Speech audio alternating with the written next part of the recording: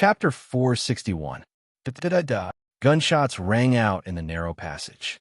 The varying lengths of fire illuminated the dark passage. At the end of the passage, well-equipped, wiser soldiers pointed their guns at the other end of the passage, behind the wall at the corner, and pulled the trigger frantically. They were the wiser soldiers guarding the core area of Yanglu City, where the ALD Noah reactor was located. Even with Athylem's familiarity with Yanglu City, Ray Minkai, who rushed all the way to the ALD Noah reactor, had to stop. Listening to the dense gunshots and the loud screams of the wiser soldiers, Ray Minkai knew that their whereabouts were exposed, and they would inevitably attract more enemies. Although the military structure of the wiser empire was quite deformed, Ray Minkai did not need to worry about encountering any cavalry blocking the way. However, the increasing number of people still gave Ray Minkai a headache. Princess Athylem, my apologies. Now, please wait for a moment. Ray Minkai quickly glanced at the wiser soldiers who were still guarding the end of the passage. He chose to put down Athylem in his arms. He planned to break through the enemy's blockade alone and bring Athylem to the ALD Noah reactor. Warrant Officer Ray, let me try. Although they raise their guns at me, they are still the people of Wiser. Maybe I can make them give up on stopping our actions. Athylem stepped on the ground and panted slightly. After adjusting her breathing, which became a little chaotic when Ray Minkai carried her all the way, she quickly said, "No, Your Royal Highness Princess Athylem. Although they are still the people of the Wiser Empire, they have now raised the sword of rebellion against you." Ray Minkai reached out and stopped Athylem, who wanted to step forward and face the wiser soldiers. At this moment, a sneer sounded. Hee Kai, no need to persuade them. In their eyes, what kind of existence is Athylem? Why don't we just let them tell Athylem themselves? Who is it? Athylem had never heard this voice before. When this extremely unfamiliar voice appeared, Athylem's nerves almost tensed up. State Zero, if you're here, say something. Unlike Athylem, Ray Minkai was relieved when he heard the voice, but at the same time, he was a bit annoyed. Hee, aren't you comfortable hugging a princess? Amidst the mocking laughter, a small white figure walked out from the shadows and stood in front of Athelium and Ray Minkai. It was the elusive white cat, State Zero. Cat. Although Athylem was not used to the white cat's teasing, her attention was now focused on the white cat in front of her that could speak human language. Cat, are you referring to this body? It was indeed a cat. But I'm not that kind of weak and cute kitten. Your Highness Princess Islem. The white cat opened its mouth slightly, revealing a mocking smile. Then, with a flash of light, a huge steel lion with a height of 3 meters and a length of about 10 meters appeared in front of Athylem. Athylem suddenly widened her eyes. Her brain stopped working at this moment. Even as the first princess of the Weiss Empire, Athylem, who had seen all kinds of strange abilities when activating the LD Noah reactor, could not accept the fact that a cute little white cat suddenly turned into a huge steel lion with a height of 3 meters and a length of 10 meters in a short time. Hee, are you scared? You know, this is not my final form. If you're scared like this, isn't it too fragile? A dull laughter sounded from the steel lion in front of her, which also made Athylem react. Warrant Officer Ray, this is Wilderness Lion State Zero. It's my partner. The white cat you saw just now is just the image he usually shows to others. Ray Minkai smiled gently, briefly introduced State Zero's identity, and then looked at State Zero. Since you've made your decision, then it's time to work. What's so difficult about this? State Zero let out a low roar, and as his limbs tightened, he turned into a stream of light and rushed out.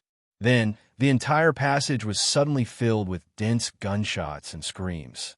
The moment the huge steel lion appeared in the narrow passageway, the Weiss soldiers were shocked. But these Weiss soldiers instinctively pulled the trigger and shot wildly at the ferocious steel monster. With a push of gunpowder, the bullets that rushed out of the barrel did not create the result that the Weiss soldiers thought that the ferocious monster in front of them had been knocked down. Instead, after a burst of meaningless sparks on the ferocious steel lion's armor, they were bounced to the walls on both sides of the passage, and finally fell to the ground powerlessly. "Are you tickling me?" "Far from it." "Roar." As State Zero's mocking voice sounded, the steel body that turned into a stream of light had already rushed to the end of the passage and plunged into the Weiss soldiers' blockade. Then, the passage was full of screams.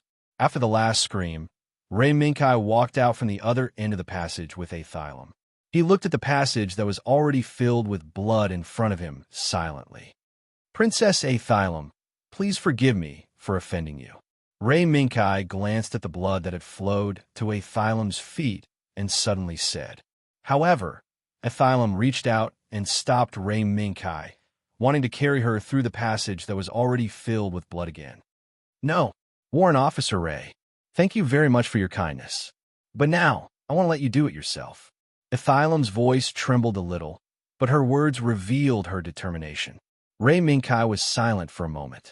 Suddenly, he felt that Aethylam seemed to have a trace of euphemia when she first became the Empire's Empress. Aethylam took a deep breath slowly, but almost choked on the strong smell of rust. However, this did not stop Aethylam from making the decision at this moment. The blood that had spread to Aethylam's feet did not even touch her shoes before she stepped on it. Traces of blood instantly dyed Aethylam's shoes red. However, Princess Aethylam, who had made the decision at this moment, still took the next step firmly. Step by step, she walked out of the passage that was filled with Weiss soldiers that had collapsed on the ground and was filled with dazzling dark red blood. "You're here." At the end of the passage, a ferocious giant white lion that was not stained with a trace of dark red turned its head and looked at the pale princess of Mars with a slight smile. "You're just in time. This fellow can be considered as a reward for you." Aethylam. The huge, ferocious body opened up a passage, revealing a Weiss soldier who was leaning against the corner of the wall. His chest and abdomen were dyed red. You hold on." When Aethylam saw the miserable state of the Weiss soldier, she subconsciously took a few steps forward and wanted to help, but she was stopped by a black muzzle. "Hey, cough cough. Hee hee. You won. Aethylam Weiss Aliasia." The black muzzle trembled slightly, as if telling the owner of the muzzle had reached the end of his life. But even so, the eyes that were gradually losing the light of life still looked at Aethylam with ridicule and even hatred, even though Aethylam's concern and pity at this moment was real. The dying Weiss soldier moved his gaze and looked at the ferocious giant lion beside him, revealing a trace of ridicule with difficulty. "Monster. Cough cough. We miscalculated. Even Count Zasbrum didn't. I didn't expect the Weiss royal family to hide such a monster. Aethylam Weiss Aliasia. I'll wait for you in hell." "No!" Bang! Just as Aethylam shouted to stop, gunshots rang out. At the last moment of his life, the Weiss soldier used all his strength to send himself a bullet that ended his life. Why? Facing the Weiss soldier who was unwilling to accept her help even if it meant suicide, Aethylam fell into silence. Just when Ray Minkai wanted to comfort her, Aethylam suddenly turned around and walked quickly towards the LDNOH reactor. "Warrant Officer Ray, we have to hurry." Without any hesitation or regret, Aethylam's actions were still decisive and resolute. "Kai, why don't you go up and hug this little princess and comfort her?" While moving quickly, State Zero, who had transformed back into a white cat, incited Ray Minkai in his mind. "Shut up. State Zero, is this the time to talk about this?" Ray Minkai's eyelids twitched. When did State Zero, the white cat, become so gossipy? Now is not the time. When is the time?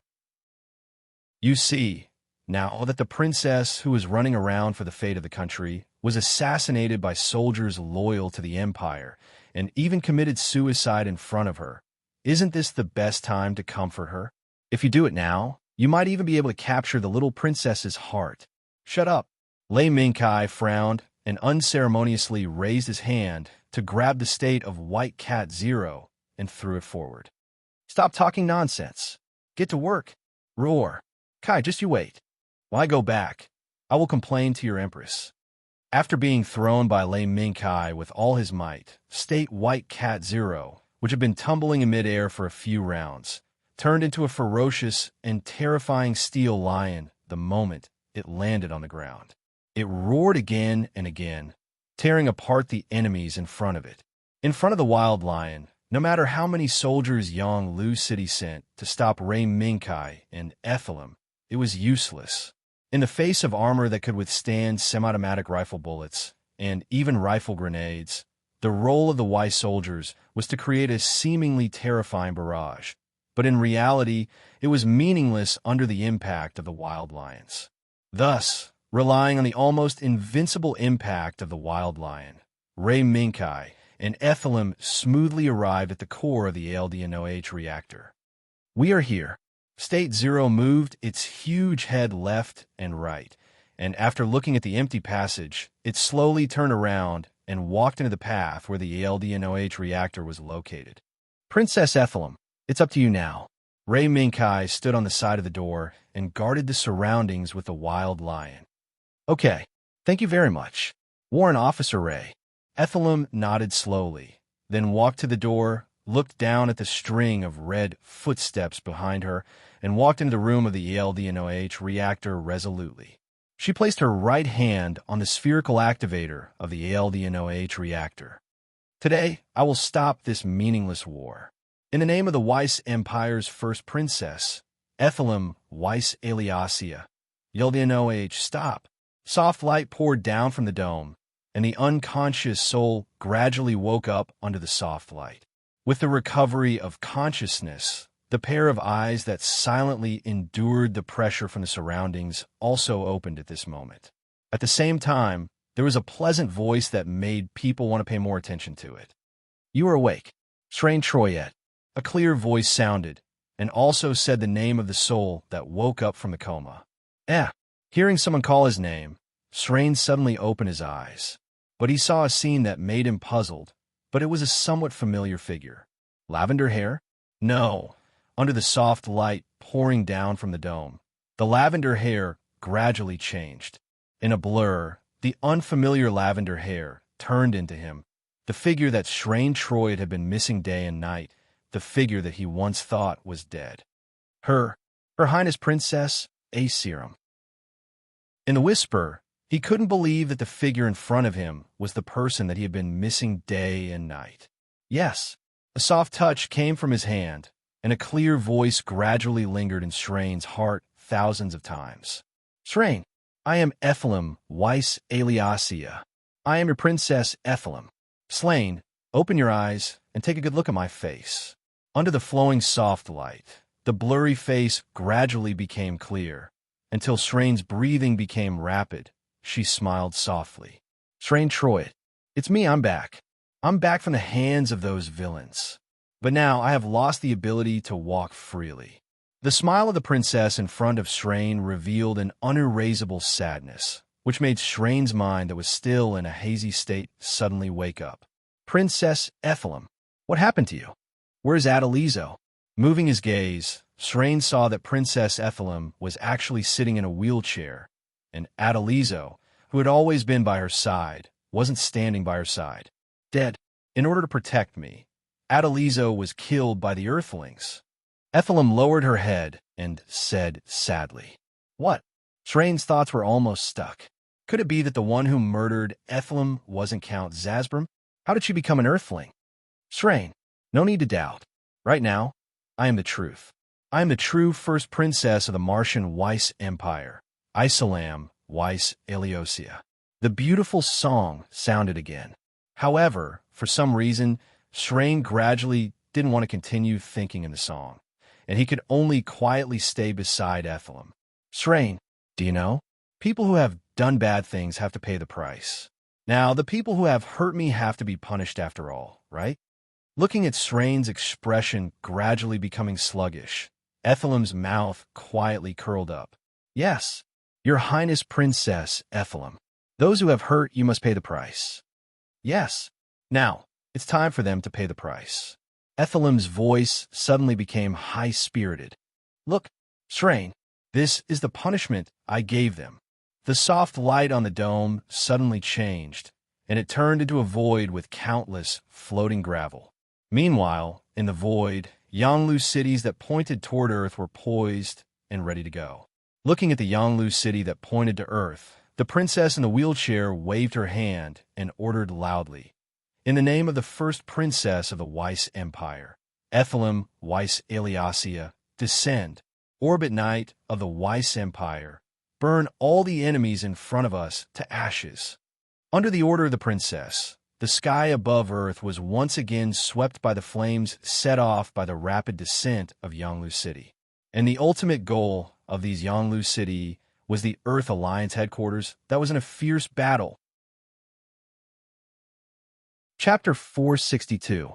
The unique light of the Aldnoah reactor gradually extinguished. Islam, who used the activation factor hidden in her royal bloodline to shut down the Aldnoah reactor, finally breathed a sigh of relief after the light in front of her eyes completely disappeared. The shutdown of Yanglu City's central energy undoubtedly represented the end of the battle. Without the support of a behemoth like Yanglu City, even Count Zasbrum would have to temporarily avoid the counterattack of the Earth Alliance HQ, which still had a certain amount of power left. Islam slowly retracted her right hand from the spherical activation device. After slightly adjusting her mood, she turned and walked out of the room. "Warrant Officer Ray, it's a success. I have stopped the Aldnoah reactor in Yanglu City." Ray Minkai glanced at the room that was already shrouded in darkness and gave Islam a thumbs up. "Well done, Princess Islam. Next, we will meet up with Deucalion." The wild lion on the side slowly lowered its head and signaled Ray Minkai and Islam to board the cockpit behind the ferocious head. "Come on up. This is the only way to meet up with Deucalion in the shortest time possible." State Zero made a serious suggestion. "Yes. Then, Warrant Officer Ray, please." Without waiting for Ray Minkai to say anything, Islam took the lead to express her gratitude. Under such circumstances, Ray Minkai did not hesitate. He carried Islam and a princess carry once again and boarded the cockpit behind the wild lion's head. "Sit tight," State Zero roared. With a kick of his forelimbs, his mountain-like steel body swept through the bloody passage like the wind and quickly returned along the path he came from. However, before State Zero was halfway through the journey, the communication from Deucalion reached the ears of Ray Minkai and Islam. "Mustana 11. Please answer. What's the situation?" Darzana's voice sounded. She seemed to be asking about the results of the operation to seize the Aldnoah reactor. "This is Mustana 11. Mission accomplished. They are currently on their way back." Although there was nothing wrong with Darzana's question, Ray Minkai felt that something was off. After answering, Ray Minkai asked a question in return. "Captain, how is Deucalion doing?" "It's fine as long as the mission is complete. Deucalion's current condition wasn't too bad. However, there were some unexpected situations. Just now, the radar showed that a large number of high-mass objects have appeared in the sky above the Earth Joint Headquarters. Judging from the scale, it seems to be more than one Yanglu City." "What? Yanglu City? Did the other orbital knight launch another attack?" As soon as Athelium heard that there was a large number of high-mass objects that were suspected to be from Yanglu City appearing in the sky above the Earth Alliance headquarters, she immediately asked, "Princess Ethelem, that was right. These high-mass objects that are suspected to be from Yanglu City will cause a large-scale collision on the Earth's surface in 3 minutes, and their target seems to be the Earth Alliance headquarters. Multiple Yanglu cities launched meteorite attacks on the Earth Alliance headquarters at the same time. Do they want to die?" It was not surprising that one Yanglu city launched a meteorite attack on the Earth Alliance headquarters. However, more than one Yanglu city launched an attack on the Earth Alliance headquarters at the same time, which surprised Ray Minkai. Yanglu City was not a meteorite that could be seen everywhere in the Earth-Moon orbit. Instead, it was built by the Weiss Empire and provided to the Orbital Knight as an exclusive mobile fortress. Every loss of a Yanglu City would have a great impact on the combat power of the Orbital Knight. Under such circumstances, there were still people who were crazy enough to treat Yanglu City as a meteorite that could be seen everywhere wantonly smashing down on the Earth Alliance headquarters. Was the orbital knight crazy? Mustana 11. Can you return to Deucalion within a minute? We must evacuate this area immediately.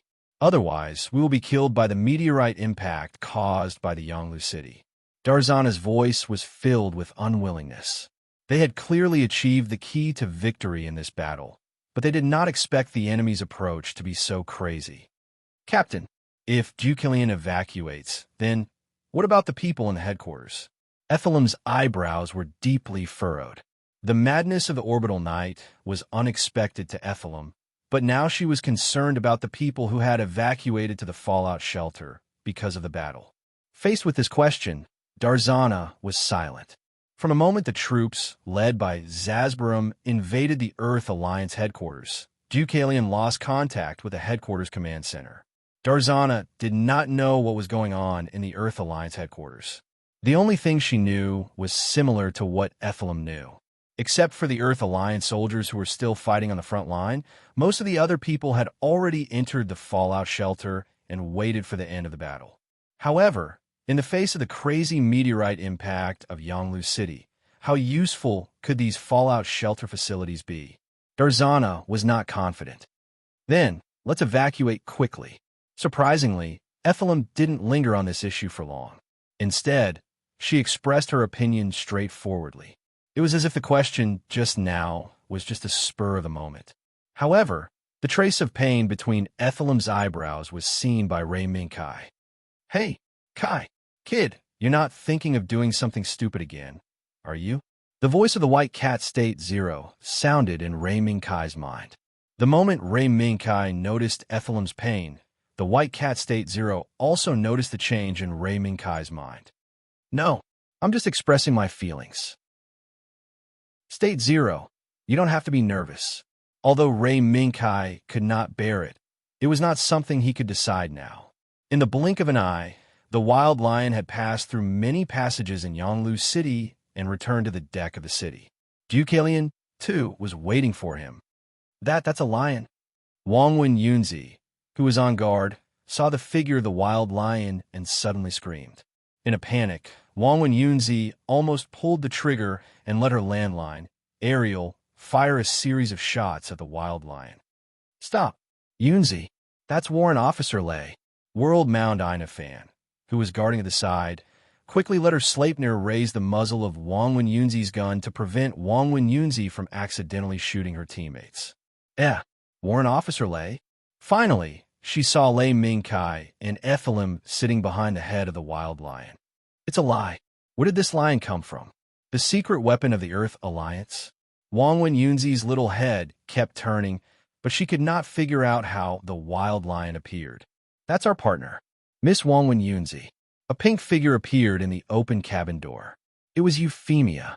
The pretty pink woman gently put down her right hand that was pressing on the headset and stepped out of the cabin door.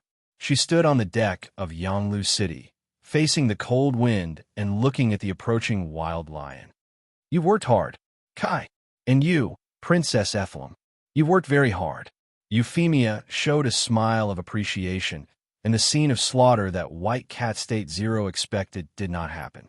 From the beginning to the end, Euphemia was very magnanimous towards Ethelum, who walked down from Rei Minkai's arms.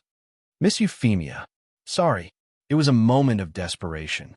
Ethelum did not feel anything before, but when she saw Euphemia, she could not help but panic in her heart. No, don't mind it. Princess Ethelum. Euphemia stepped to the side of the wild lion, reached out and gently patted the sharp teeth of the wild lion, and looked straight into Ethelum's eyes. In the communication just now, Princess Ethelum, you seem to be very concerned about the safety of the people who are taking refuge in the headquarters? Yes, but I can't do anything now. The only thing I can do now is to hope that the defense of the Earth Alliance headquarters can withstand the impact of the meteorites from Yanglu City. When facing Euphemia, Ethelum almost subconsciously spoke out her thoughts. Is that so? That's true. In the face of the impact from the sky, the humans in this world do not seem to have many means to resist. Euphemia looked at Rei Minkai. Can I? Kai. Rei Minkai nodded happily. As you wish. My lovely highness. Ray Minkai already knew what Euphemia wanted to do. Or, when Ray Minkai noticed that Ethelum was unable to lend a helping hand to the people taking refuge in the Earth Alliance headquarters and could only watch the headquarters being destroyed by the impact of the meteorites from Yanglu City, Euphemia had already made a decision. Then let's begin. Wait, Miss Euphemia, what are you going to do? Euphemia and Ray Minkai's questions and answers made Ethelum, Neum, and Netsun puzzled. Especially Ethelum. She sensitively captured the unquestionable determination in Euphemia's tone. That momentary posture once again confirmed Ethelum's guess about Euphemia's identity. Hee. Ethel. First of all, I'm very sorry for hiding it all this time.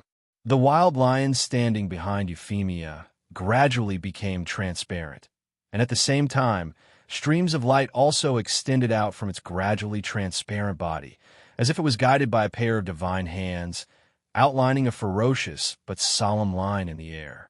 At the moment when these lines formed a bigger and more ferocious giant steel lion, Euphemia's solemn voice announced her name.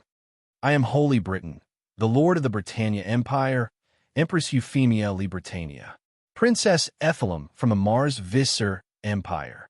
Use your eyes to see clearly. No matter what kind of peace you are praying for, you can't lack it, or even refuse its existence. Roar! In the announcement, the tusked Lion Zero roared, as if responding to Euphemia's announcement. And it is power. The light wings toward the cold wind, and the huge white lion rose into the air, carrying Euphemia straight into the sky. Fly! It's flying. That lion is actually flying. Netsun's exclamation did not wake Ethelum up. Instead, after watching the white lion rise into the air, Ethelum looked at Ray Minkai, who was still standing in the same place. What about you? Warrant Officer Ray, please forgive me. Princess Ethelum, I am the Knight Captain of the Empress of the Britannia Empire, Ray Minkai. There was a distortion in the void behind Ray Minkai, just like the tusked Lion Zero showing its true form. A 10-meter-high, silver-white body with a lion logo on the shoulder appeared in front of everyone. It was the Raging Flame Demon Sword developed by combining the technology of the two worlds. Raging Flame Demon Sword. Following the summon. Knight Captain, please allow me to join your battle. The cold electronic synthesis sound came from the strange body. Approved. In a jump, Ray Minkai had already landed on the side of the Raging Flame Demon Sword's cockpit, looking down at Princess Ethelum below. Princess Ethelum, I hope you can see Her Majesty's action with your own eyes, because, to some extent, you are all very similar. Buzz! In the next second, the Raging Flame Demon Sword with its light wings spread out rose into the air, following the tusked Lion Zero that rose into the air first. Fly! Fly away! What the hell is going on? Inafin, do you understand? When Yunzi suddenly found that her brain didn't seem to be enough. As her captain, Ray Minkai suddenly advertised himself as the Knight Captain of the Britannia Empire, and his girlfriend Euphemia was a high and mighty empress of the empire. What the hell is going on? Role-playing? But that ferocious steel lion and that talking body, when Yunzi had never heard of it. The ordinary girl was completely confused at this moment. No, these things don't need us to pay attention to. What we have to do now is to quickly evacuate Princess Ethelum to Deucalion. World Catacomb Inafin's gaze stayed on the Raging Flame Demon Sword that rushed into the sky for a long time. When this body appeared, World Catacomb Inafin was deeply affected. This deck, from beginning to end, was guarded by himself and Wangwen Yunzi. The mech known as the Raging Flame Demon Sword had actually appeared here in such a situation. Is there another unknown enemy in the Earth Alliance army? No, maybe it's an ally. In her heart, World Catacomb Inafin denied the previous speculation. Ray Minkai and Euphemia's actions during this time seemed to indicate that they were on the same side as the Earth Alliance. Chapter 463. Above the fierce cold wind was the sky that shrouded the ice field not long ago. But at this moment, it began to be torn apart by the uninvited guest from the endless void. The fireball that was as bright as day, with a long, ominous flame tail, was so terrifying that it made the humans who witnessed it shudder. This was the meteorite impact, launched by the Orbit Knight again. Moreover, it was the meteorite impact that targeted the most precious Yanglu city of the Orbit Knight. Captain, Princess Ethelum had already returned to Deucalion. Mustana 22, Mustana 33, and Princess 1 have been accommodated. Kaoru shouted out the news that Ethelum and others had returned to Deucalion. Darzana's gaze fell on the CIC seat that had been vacated for a while. Then she ordered, "Deucalion, go at full speed. Leave here at full speed." After that, Darzana raised her gaze and looked at the main screen. There, two unfamiliar figures hovering in the air with wings of light were fearlessly facing the terrifying attack from the sky. The dark battleship shook off the ice and snow as it slowly pulled out the body of the Yanglu city. Then, driven by the full-output LDNOH reactor, it quickly turned the bow of the ship and left the area at full speed with its back facing the sky that was dyed red. Deucalion has begun to evacuate. In the sky, in the cockpit of the raging flame demon sword, Rei Minkai smiled slightly. He did not feel nervous about facing the impact of a Yanglu city that could not be resisted by the power of mortals. Well, in this case, we can let go of our hands. Euphemia's voice also came from the tusked lion Zero hovering next to him. This was a risk and also a bold way of fighting. The number of Yanglu city that descended from the void had been determined.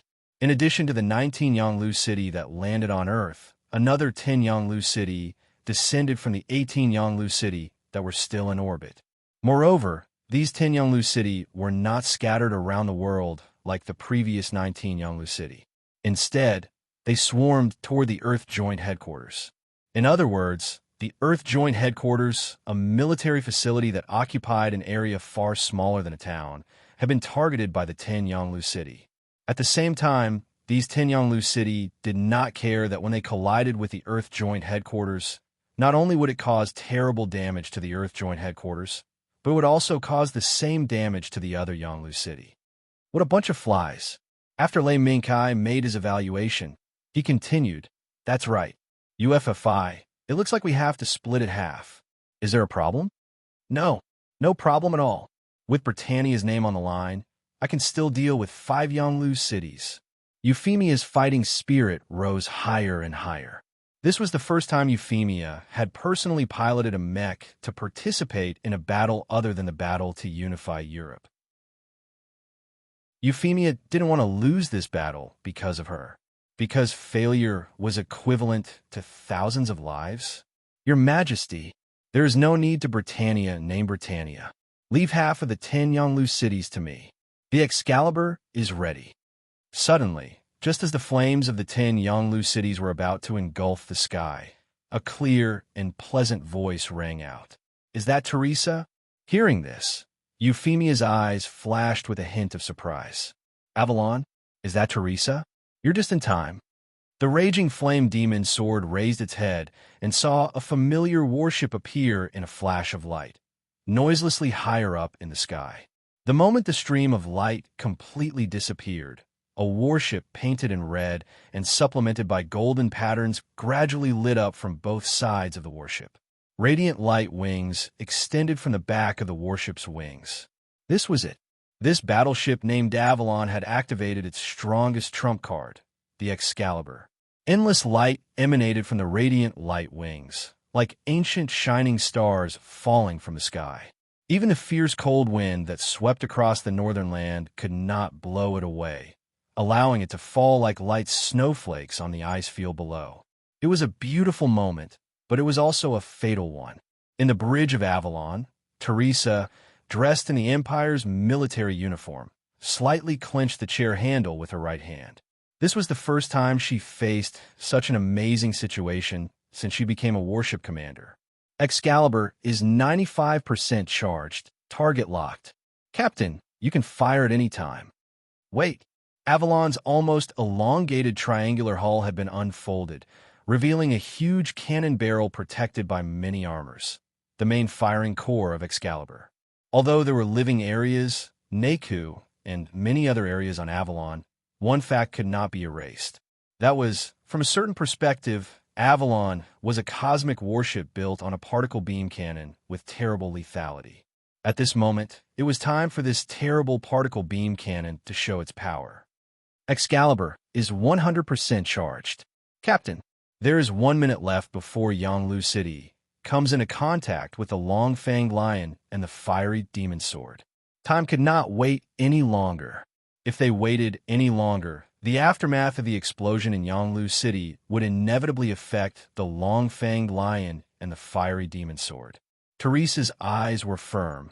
She raised her right hand and shouted, "Excalibur, fire! Excalibur, fire!" The moment multiple commands rang out on the bridge, the golden light beam that had almost caused Miss Q and Reynolds to die with a grudge once again tore through the void.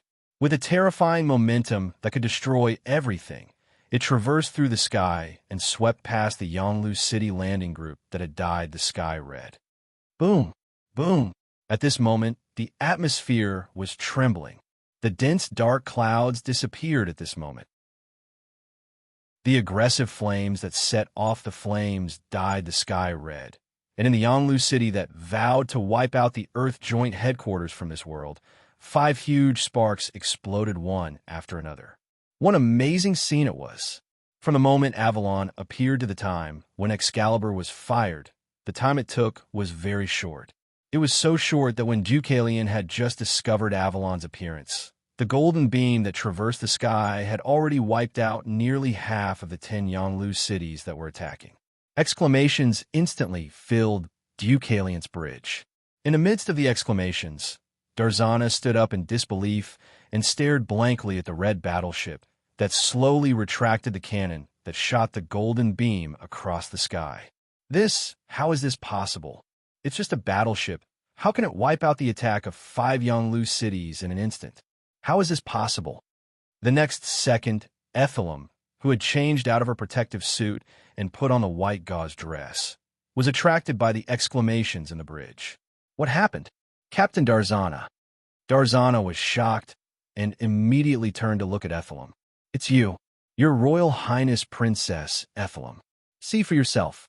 All of this is just too shocking. The red battleship that shot the golden beam across the sky was indeed challenging everyone's inherent impression of battleships. Even the Weiss Empire with the black technology, all know a reactor as their trump card, would not be able to do this, right? Just one blow was enough to destroy the mobile fortress Yanglu City, which was a headache for the Earth Coalition Army. On this side, the surprise caused by Avalon was not over yet. Ray Minkai and Euphemia had already begun to move. Well done, Captain Teresa.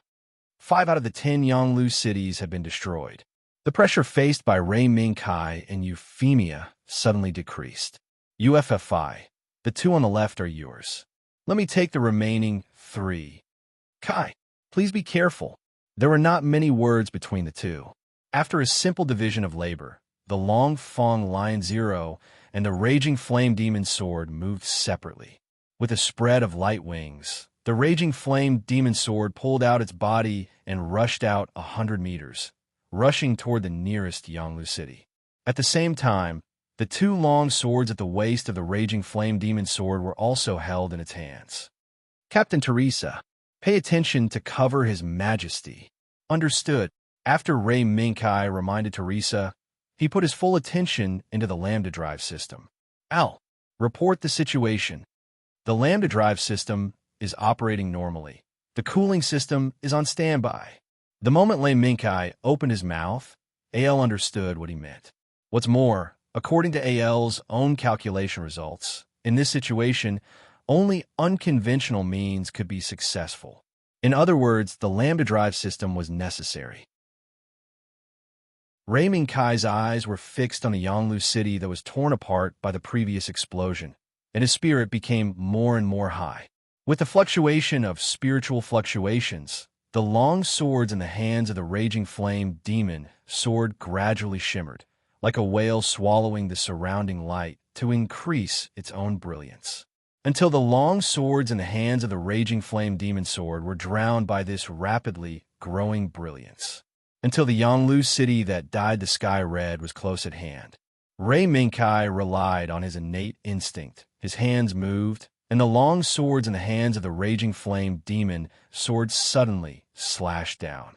As the blade of light flashed, the sharp blade had already struck the bottom of Yonglu city, the tip of the cone-shaped structure. Boom! A muffled sound that sounded like a drum, but also like the sound of a bell, instantly broke the cold wind and quickly spread from the fiery red sky to the surroundings, spreading far and wide to the cold north. Crack! Boom! The blade slashed down. When a muffled sound exploded, cracks began to appear. Cracks began to spread from the area where the sword had struck, and, at a speed visible to the naked eye, they began to spread from the bottom of the cone to the larger and thicker area behind it.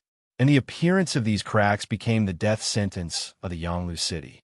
Under the shock wave that wantonly shuttled through the cracks and unscrupulously destroyed any objects that blocked its way, the blade of the raging flame demon soared unimpeded from top to bottom and cut through the cone-shaped bottom of the Yonglu city. At the same time, the moment the blade left the Yonglu city suddenly sank and abruptly changed its landing posture. It plunged downward toward the wasteland located a few kilometers east of the Earth Joint headquarters. Next one. Rei Minkai didn't pay much attention to the silent fall of the Yonglu city. After a simple glance, he controlled the raging flame demon sword to turn around and fly to the next Yonglu city. Different from Rei Minkai's indifference, the raging flame demon sword's pair of light wings that had changed became bigger and longer and even exuded a blazing temperature that was enough to burn everything. This was also caused by the raging flame demon sword operating the lambda drive system at full power at this time. On the other side, although the Long Fong Lion State Zero was not as cool as when the raging flame demon sword shot down the Yonglu city, but its method was still effective. The method used to shoot down the Fermian Yonglu city not long ago had already proved its effectiveness. Therefore, the Long Fong Lion State Zero did not need to use other methods. The golden claws once again slapped on the key points of the Yonglu city. One hit, another hit. Every time the claws slapped, the Yonglu city that was targeted by the Long Fong Lion State Zero would tremble all over its body. Every tremor would wantonly destroy the internal structure of the Yonglu city like an earthquake, and forcibly deviate the Yonglu city's landing trajectory from the scheduled route, until the Yonglu city completely lost its frontal impact with the Earth Joint headquarters. Boom! In the cold light, the Long Fong Lion State Zero raised its right claw and slammed down. The Yonglu city that had long been scarred under its feet suddenly sank, and in the end, it still ended up hitting the ice field under its feet. And the Earth Joint headquarters that was targeted by the Yonglu city was still in its original position. Next, State Zero. With Euphemia's reminder, the light wings behind the Long Fong Lion State Zero spread out, and it turned into a stream of light and rushed to another Yonglu city. With the fall of the first Yonglu city and the second Yonglu city one after another, this sudden incident that almost destroyed the headquarters of the Earth Alliance Army finally came to an end. However, in order to solve the situation, Rei Minkai and Euphemia's side fully displayed most of their strength. I'm afraid that no one would dare to treat them as allies, right? This was what Darzana, who witnessed the whole process, thought in her heart. Especially now, because of the invasion of Count Zasbarum, the high-level personnel of the Earth Joint headquarters seemed to have been killed. Now that Rei Minkai and Euphemia had the support of a terrifying warship that could destroy the Yonglu city in the blink of an eye, were they as friendly as they said before? Darzana was not sure. However, unlike Darzana, Esilam, who also witnessed the whole process, was still thinking about what Euphemia said when she boarded the Tusked Lion Zero. No matter what kind of peace you are praying for, you can't refuse the existence of something. It is power.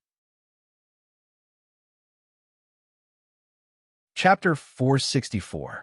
The frosty weather of the extreme north gradually climbed onto the body of the menacing behemoth that descended from the sky. Countless wreckage started from the mountain like Yonglu City and spread out all the way until the wreckage that covered an area of dozens of football fields stopped at the edge of the Earth Alliance headquarters. Woo woo woo. The low sound of the engine drowned out the howling of the cold wind at this moment. From the exit of the elevator that rose from the underground base to the surface, it quickly and carefully shuttled through the wreckage areas scattered from the Yonglu City, all the way to the 5 Yonglu cities in the distance that were full of cracks, but overall still in good condition. 1 vehicle, 2 vehicles. With the appearance of the elevator that continued to rise from the snow-covered ground, trucks carrying stained and blood-stained Earth Alliance Army soldiers gradually gathered in the wreckage area like a torrent of steel, rushing toward the mission they had accepted, to seize the Yonglu City as perfectly as possible. This was the military strength that the surviving personnel of the Earth Alliance headquarters could muster up since Count Zasbrum launched the attack. In that attack, the Earth Alliance headquarters, which had almost no power to fight back, was able to save nearly half of their forces under Deucalion's initiative, coupled with the intervention of Ray Minkai, Euphemia, and Avalon. If it were not for the fact that the underground base that suffered the disaster still needed manpower to maintain order and deal with the ruins and rubble caused by the enemy's invasion, the Earth Alliance army that appeared on the ice field now would have been all the forces of the Earth Alliance headquarters. Woo woo woo.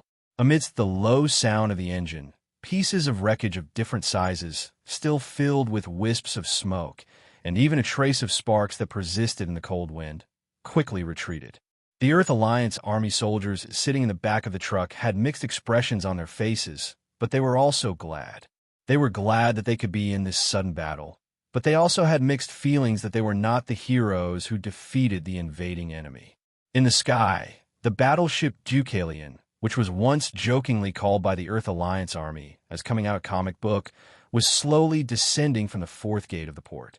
Above the gate was the battleship that destroyed 5 Yonglu cities with 1 shot, Avalon. The warship, which was red in color and interspersed with beautiful golden lines, gradually passed through the clouds and shone on the ice field again. It looked even more sacred and solemn. As long as the soldiers of the Earth Alliance Army returned to this ice field from the underground base, they couldn't help but be attracted by this battleship the moment they saw it.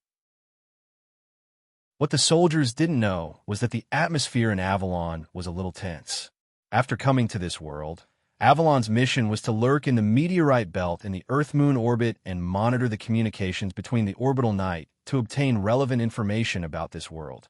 This was something that Avalon, Teresa, and the others had accomplished very well. However, at some point, Avalon, who was secretly monitoring the communications between the orbital night, discovered a clue. A beautiful melody gradually sounded and gently hovered in the empty room. This was a melody that made people recall the vast and boundless ocean. Although there were no lyrics, the sound of the waves hidden in the melody could reverberate in the hearts of those who heard this melody for a long time. This is beautiful music. It reminds me of the memory of the first time I saw the ocean. Kai, what about you? This was one of the results of Teresa's monitoring after Ray Minkai and Euphemia returned to Avalon. Teresa, is this the culprit that caused the orbital night to suddenly descend 10 Yonglu cities? Different from Euphemia's feelings towards this melody, when Ray Minkai heard this melody, his heart seemed to be constricted by something, and he almost couldn't breathe. I'm afraid so. The one who answered Ray Minkai was not Teresa, but White Cat State Zero. White Cat State Zero's figure gradually emerged from the void, stood on the table, looked at Ray Minkai, and said slowly, Kai, how are you now? Do you feel anything? White Cat State Zero's question made Euphemia and Teresa somewhat puzzled, but Ray Minkai knew what White Cat State Zero was asking. You feel it too? Ray Minkai's right hand covered his heart and looked at White Cat State Zero. Its long tail swayed gently, and its golden pupils flashed with a thoughtful light. I feel it. This sound doesn't only affect your heartbeat, it also affects my claws. Clang! The sharp claws suddenly popped out, and a trace of brutality flashed across White Cat State Zero's face. It was as if in the next second, this cute white cat would go berserk and tear the human in front of it apart. If not for White Cat State Zero's strong sense of reason, Ray Minkai would be facing a crazy lion. Fragments? After thinking about it, this was probably the only reason. I don't know. But now, the purpose of our coming to this world is probably clear. We are not only tracking Miss Q, but also the fragments that may exist and can affect us. Euphemia did not understand the conversation between Ray Minkai and White Cat State Zero, but she still caught the information related to the fragments. Kai State Zero, you mean to say that the cause of this situation is likely to be the person who created this piece of music? Ray Minkai nodded, indicating that it was very likely, but he still had to confirm this information with Teresa. Teresa, other than this piece of music, is there any other situation? Yes. Teresa's answer was straightforward. Moreover, she raised her right hand and pressed the watch on her left wrist, indicating Ray Minkai, Euphemia, and White Cat State Zero to look at the holographic screen projected from behind her. People of Weiss Empire. Long time no see. I am Weiss Empire's first princess, Ethylum Weiss Aliasia. I believe everyone knows about the misfortune I suffered some time ago, and even thought that I died in that attack. But now I am back. I am back from that hellish attack. After paying the price of losing my freedom of movement, I am finally back. Back to the Weiss Empire, shrouded in holy light. What appeared on the screen was a girl wearing a white sand dress with golden hair, tied up. Ray Minkai, Euphemia, and White Cat State Zero were familiar with her appearance. Ethylum, didn't she just say goodbye to us and went to shut down the power reactor in Yonglu City near the Earth Alliance headquarters? Euphemia froze for a moment and then thought of a possibility. Is it a substitute or a puppet cultivated by the Orbital Knight? Euphemia's guess was based on the various actions taken by the Britannia Empire under the premise of protecting the Emperor's safety. Although some places were not very correct, these were still caused by the particularities of this world. No, it's another princess. UFFI, do you still remember the first condition for the activation of ALD Noah? Ray Minkai corrected Euphemia's guess and gave a hint. The activation of ALD Noah requires a startup factor. The moment this answer was said by Euphemia, she had already guessed the answer implied by Ray Minkai. Is that so? It seems that Ethylum has another sister. Although this answer was not something that could be seen in the light of day, it was true. If it wasn't for Euphemia's father, the overbearing Emperor Shularu, who had been devoting himself to fighting against the gods, Euphemia would have been in the same situation as Ethylum. She would have been confused by the sudden appearance of her siblings. No doubt, even if many emperors in history were called tyrants, as long as they had a utilitarian heart, they would not refuse to let their female relatives serve the emperor, no matter how frightening and terrifying the emperor was in the rumors. Kai, let me tell this news to Ethylum personally. While thinking, Euphemia made a decision. Perhaps, among everyone, only Euphemia could stand in a position similar to Ethylum and communicate with her. I'll arrange the next action. I'm afraid our next action will be on Mars. The suspicious music that could arouse the emotions of others, the second princess Remurina disguised as Ethylum, and many other mysteries pointed to the same target, which was Mars Weiss. Now that Earth had been turned upside down by Orbital Knight, perhaps only Mars Weiss, which was about 55 million kilometers away at the closest and more than 400 million kilometers away at the furthest, could hide secrets that Ray Minkai didn't know. What? You going to Mars? The news that Avalon was about to set sail for Mars reached Darzana's ears, and it immediately caused an exclamation of disbelief.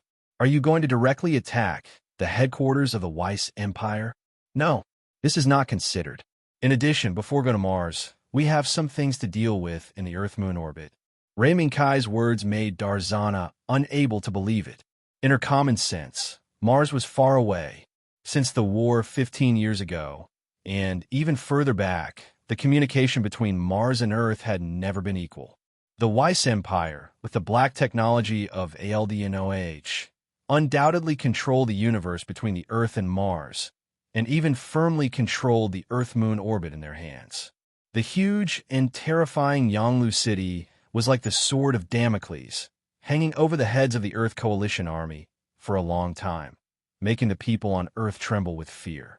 Even now, after defeating the invading orbital knight, Darzana still didn't think about the possibility of counterattacking the Weiss Empire. Captain Darzana, you're saying that Mars is now very far away from Earth, so far that even Deucalion couldn't safely reach it without proper preparation? Ray Minkai had already seen through Darzana's worries from the beginning. This might be the upper limit of the world's vision. Even with the black technology of ALDNOH, after the accident of the hyperspace gate 15 years ago, neither the Weiss Empire nor the humans on Earth focused on the aspect of how to once again obtain the ability to shorten interstellar travel on a large scale after losing the hyperspace gate. Isn't it, Warrant Officer Ray? Although we have won this battle now, the situation at the Earth Coalition headquarters is still not optimistic. In this case, as a commander, I'm afraid I can't agree with your plan. After Darzana mentioned Ray Minkai's name, she paused, but in the end, she decided to address Ray Minkai as before. Captain Darzana, I understand what you mean. However, in my plan, the next action does not require the participation of Deucalion. The reason why I said it now is just to remind you of this factor. Ray Minkai's feedback made Darzana frown. After a moment of silence, Darzana finally gave a very tactful reply. Warrant Officer Ray, I will report your plan to the higher-ups. As for how the higher-ups will respond, I hope you can wait a moment. After a pause, Darzana said again, even if the combat power of your Avalon is strong, the enemy is the entire Weiss Empire. I hope you can think carefully before that. I'll think about it. Captain Darzana, but it was still unknown whether the headquarters could organize an emergency command center. How about this? Avalon will wait here for 24 hours. When the time is up, Avalon will immediately take off and go to the Earth-Moon orbit. The arrival of Avalon had, to some extent, divided the relationship between Ray Minkai and Euphemia and the Earth Coalition army. Based on this, Darzana could no longer maintain a normal superior-subordinate relationship with Ray Minkai and Euphemia. I'll do my best. If possible, I hope Deucalion can participate in the next action. I'll look forward to it. But before that, I hope you can equip Arian and even Shrapner the Boundary Mountain Sail with space equipment. Otherwise, they can't fight in the space environment. The communication with Darzana ended for the time being. But on Euphemia's side, there were some problems. Falling into a Yanglu city on the east side of the headquarters of the Earth Coalition army, Ethellam looked at the corpses lying on the ground with a pale face. They were the Weiss people that Ethellam was familiar with. Even among these people, the man with curly hair who wore the uniform of a count was even more familiar to Ethellam. However, not long ago, this man who claimed to be loyal to her and the Weiss royal family fell into the abyss of death with a face full of fear. According to the examination of the military doctor who followed the team, these people did not seem to have died from the impact of the Yanglu city falling to the ground, but probably died of unknown heart failure after entering the atmosphere. What the hell is going on? Chapter 465. The corpses all over the hall had been cleaned up, but Ethellam still couldn't forget what she saw just now. The last mark left by the dead Weiss soldiers, and even the orbital knight, was not the calmness of bravery, nor was it the zeal to defend the glory of the Weiss Empire. There was only an indescribable extreme fear. With this doubt, Ethelium stood in the hall of Yanglu City for a long time. It had been shut down and reactivated after discovering that everyone in Yanglu City had died. She quietly stared at the bloodstains on the ground that had yet to be cleaned. Other than that, Ethellam had no intention of leaving Yanglu City. After the Earth Alliance army soldiers who followed her received news that the troops attacking the other Yanglu cities had also discovered that the other Yanglu cities had also died of unknown causes, they allowed Princess Ethellam to move freely. Instead, they began to search the various systems and rooms of Yanglu City to prevent any fish from escaping the net. Princess, The little follower, Adelizo, stood in the hall and looked at Ethel Lamb worriedly. Adelizo also witnessed the same terrifying scene. However, unlike Ethylam, the young Adelizo could barely control his body and could only look at the corpses on the ground while trembling in fear. Other than that, Adelizo knew nothing. If it weren't for the Earth Alliance army soldiers who followed behind in time, discovered Adelizo's strangeness, this little girl would have been left with an indelible psychological trauma. Adelizo, a lot of people died. In the silent atmosphere, Ethel Lamb sighed faintly. Hearing this, Adelizo was silent. The innocent little girl didn't know what kind of answer to the question raised by Ethel Lamb. After thinking about it, Adelizo could only give some encouraging words to cheer Ethel Lamb up. However, all of this was inappropriate in the current situation. Are you hesitating? After seeing the face of the knight you swore an oath to die tragically, has your perseverance started to slacken? At this moment, a somewhat sharp voice sounded. As if he wanted to penetrate Althelam's thoughts, he stabbed towards the weakest part of Althelam's body. You? Faye! The sharp voice didn't startle Ethel Lamb. Instead, it made the silent princess of Mars' eyes shine again. The white gauze dress rotated gently. The princess of Mars, who gently held the dress with both hands, looked at the beautiful figure standing at the entrance of the hall at this moment. Now, should I call you your Majesty or Miss Euphemia? After knowing the true identity of the person who came, the doubts in the princess of Mars' heart were naturally answered. However, after the doubts were solved, Ethel Lamb couldn't treat the person in front of her as easily as before. This was not a commoner girl with an unfathomable secret. Instead, she was a noble queen from a mysterious and powerful empire that was even more powerful than the Weiss Empire. You could just call me Euphemia like you did before. After all, this isn't an official occasion. It's just a private conversation between you and me. No need to be so reserved. Ethel Lamb. The pink figure smiled gently and said casually, "Then, please forgive me for being reckless." Ethel Lamb was silent for a moment, then slowly bowed slightly to the pink figure in front of her, and once again called her Miss Euphemia. That's good. Ethel Lamb. Euphemia stood in front of Ethel Lamb, but her eyes passed over Ethel Lamb and fell on the empty hall. Only the console was still emitting a burst of light that symbolized standby in the hall. Ethel Lamb, do you regret it? No regret. It's just that I don't understand why the Orbital Knight would do such a thing. Ethel Lamb answered Euphemia's question almost instantly this time. Why? Euphemia retracted her gaze and looked at Ethel Lamb. Ethel Lamb, what do you think determines the existence of the Empire? The people. Even if the Empire is huge, without the support of the people, the Empire will cease to exist. Ethel Lamb's answer made Euphemia nod slowly.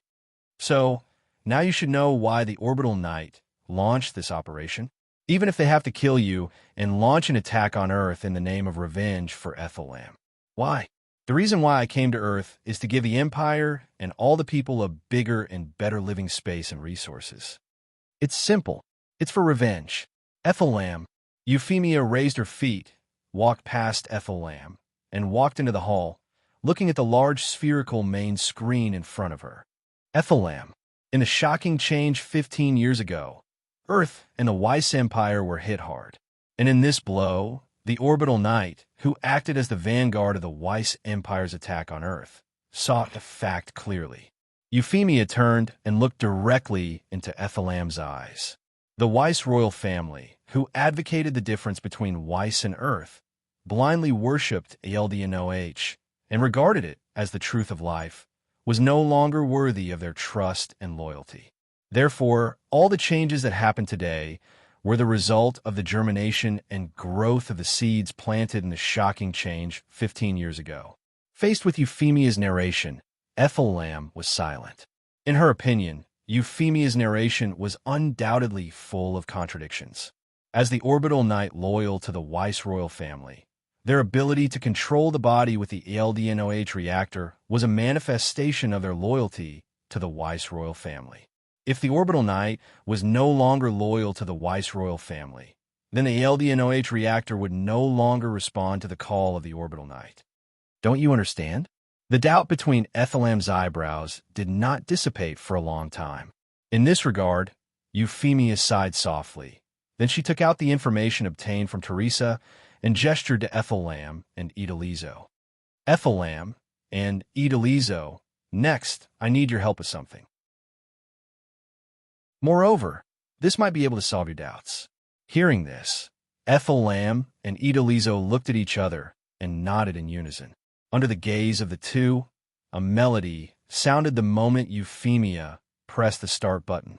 However, less than 3 seconds after the prelude sounded, the little girl Idalizo suddenly exclaimed, This is the voice of the Queen. Queen. As soon as Euphemia heard this word that she had never heard from Ray Minkai, she immediately pressed the pause button and looked at Idalizo. Do you know the owner who created this melody? Yes. Yes. That is the voice of the Queen. I won't mistake it for someone else. From the day the Queen's voice came from the palace, I fell in love with this song. Idalizo did not understand why Euphemia would play the Queen's voice at this time, but she still nodded repeatedly, clearly indicating that this was the voice of the Queen from the Weiss imperial family. Euphemia's gaze moved away from Idalizo's little face and landed on Ethelham, waiting for Ethelham's answer. For Idalizo, the Queen might just be a passerby with a heavenly voice, but to Ethelham, it was perhaps an intimate existence. I don't know the Queen's name. I only know that a month before I came to Earth, the Queen suddenly appeared in the palace and was announced as a concubine by my grandfather, the Emperor of the Weiss Empire, Regalia Weiss-Labas. Other than that, my understanding of her is similar to Idalizo's. I only know that this song was written by the Queen. Ethelham pondered for a long time and finally gave an answer similar to Idalizo's. Miss Euphemia, you mean the Queen has something to do with the fall of Yanglu City? Maybe, maybe not. Euphemia raised her hand again, and a projection suddenly appeared in front of Ethelham. Your Highness, how? The moment the image of the girl on the screen appeared in front of the two, Idalizo exclaimed again. Moreover, this time, even Ethelham himself was shocked by the fact that he appeared on the screen and made a speech that was equivalent to a declaration of war. At the same time, he was also puzzled by an inexplicable question. Miss Euphemia, what is going on? Euphemia did not answer. She just quietly looked at Ethelham. It was as if he was waiting for Ethelham to see through the real answer. Silence once again shrouded Ethelham's head. But this time, Ethelham's reaction was so fast that even she could not believe it. Miss Euphemia, the eye on the screen is disguised by someone else. And she also has the activation factor that can activate YLDNOH. Why? Euphemia asked back. Ethelham showed a wry smile, and there was a trace of helplessness and pain in her eyes. Although before Ethelham was sensible, the entire Weiss royal family only had the old Weiss emperor and the young Ethelham. It did not prevent the young Ethelham from learning some rumors from the Orbital Knight family from the maids around her. Some bad and chaotic rumors.